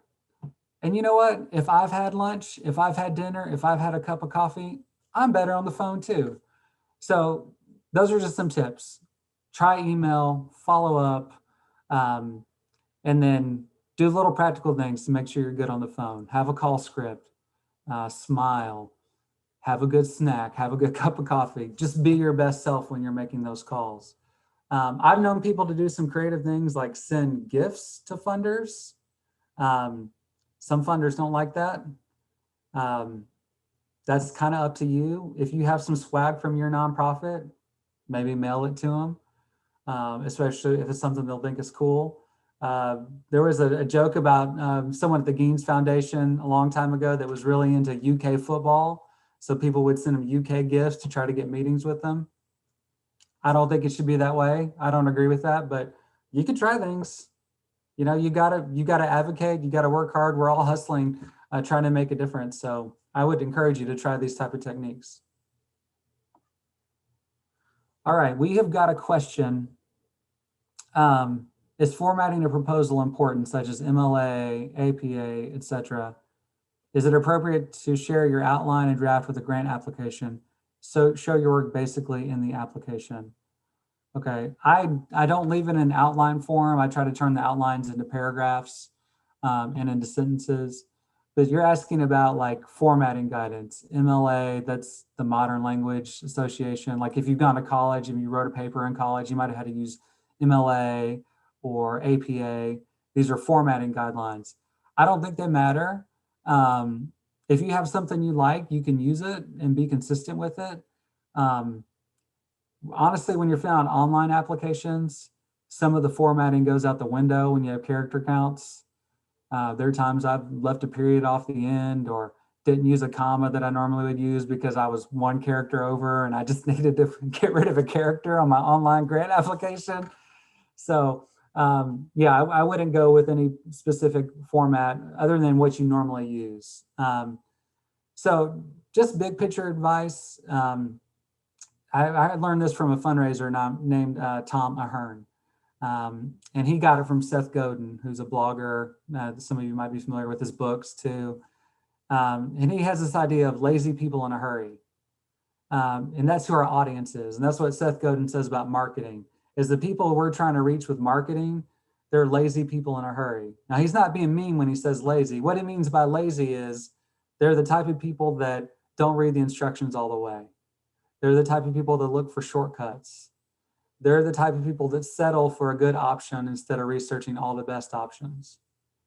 They're in a hurry. They've got a lot of things to do. So as I'm writing, that's who I'm imagining. I'm imagining someone that's got 12 of these proposals stacked on their desk. They've got a lot of things they got to do. They're going to read it quickly. So I'm trying to stand out. I'm trying to get their attention and do everything I can to be memorable. And that may mean logos, that may mean creative titles, that may mean quotes. There's a lot of different strategies you use, but you've got to reach them. You got to write accessibly. You got to think like a marketer as much as you are a grant writer. All right, someone asked, what do you think of replacing the word and with the symbol ampersand to meet character counts? You could do it. There's nothing wrong with it. I don't think any funder is going to have a problem with that. It doesn't change the grade level writing, so it doesn't make it harder to read or easier to read. It's a style thing. If you do it once, you might think about doing a lot of places to show it's something that it's the way you communicate. I slightly prefer just putting the word and. It's just preference. I find it easier to read. I don't like to take shortcuts that make it harder to read. So if you think the ampersand is harder to read, you don't like the way it looks, I wouldn't do it. Some of it's subjective though, like what fits you and your style. Some of these decisions, I think about like the way I dress, or when someone asks me for advice on like what to wear, I'm like, well, wear something that makes you feel confident, it makes you feel good. And it helps you be who you want to be. And it's that way with our writing sometimes. Like write the way that makes you feel confident, that you feel is your best shot. That if it only gets read once, you're going down swinging. You've put your best foot forward. So that's the advice I'd give there. I can give you another little piece of nerdy advice on writing. There's a study done on spaces, you know, the space bar you hit when you're typing. Now, if you're of a certain age, which is me, and older, you were taught when you learned to type that after a period, you put 2 spaces. Anybody learn that? We got some nods, some hands. All right. Now the young folk make fun of me for this because they were taught to only put 1 space after the period. And so they say, oh, it's so, you know, it's the boomers that like to use 2 spaces after period instead of 1 space. There's a research study done recently that 2 spaces is easier to read than 1 space after the period. So if anyone ever makes fun of you and you like to use the 2 spaces, you just tell them that's what the research says. This is what makes it easier to read for people that read our grant applications. I have found that most of the people reading my grant applications, most of the people reading my donor letters, they're older than me, so they're used to those 2 spaces. All right, so that's Nerd Corner. We ought to move on from that. All right, so we are winding down on time here. Any last questions? Got 3 or 4 minutes here.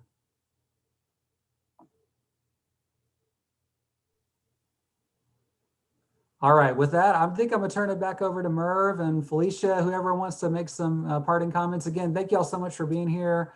I know I just threw a ton of information at you, so please do connect with me, follow up. Let's let this be the start of a professional relationship where we work together. Excellent, excellent. Thank you, Jason. We appreciate everything that you brought to us today. We have some next steps. So our next steps, everybody, you are going to receive a few things. So I need you to look for the email and to get the email, open the email. There's going to be a survey that will come out most likely tomorrow. I need that survey completed. In that same email, you should be receiving a copy of the PowerPoint. I'll ask Jason any of the links and resources that he would like to share with you. I'll ask that he provide that, by tomorrow, so that that'll go in the email as well. And I'm hoping to get this converted to go over on our YouTube channel so that you'll be able to re-watch it again. So everyone who is present today will have access to see this again, right? We want to make sure there's a lot of information. We want to make sure that you do get it. Is there any questions that you have for me or for Jason? All right, I'm checking the chat. Nobody's unmuting. All right. If at some point in time later you do get you do have a question, please don't hesitate to call me or to email me. Again, my email is felicia.young@metrounitedway.org. We appreciate Merv Antonio from CMPE. We appreciate Jason Atkins coming from OVAC. We are tickled pink that we were able, this 3 hours went very quick. I enjoyed every moment, and I look forward to future endeavors working together. All right, without further ado, I will bid you adieu to enjoy your lunch. Thank you all for coming. Thank you, everyone.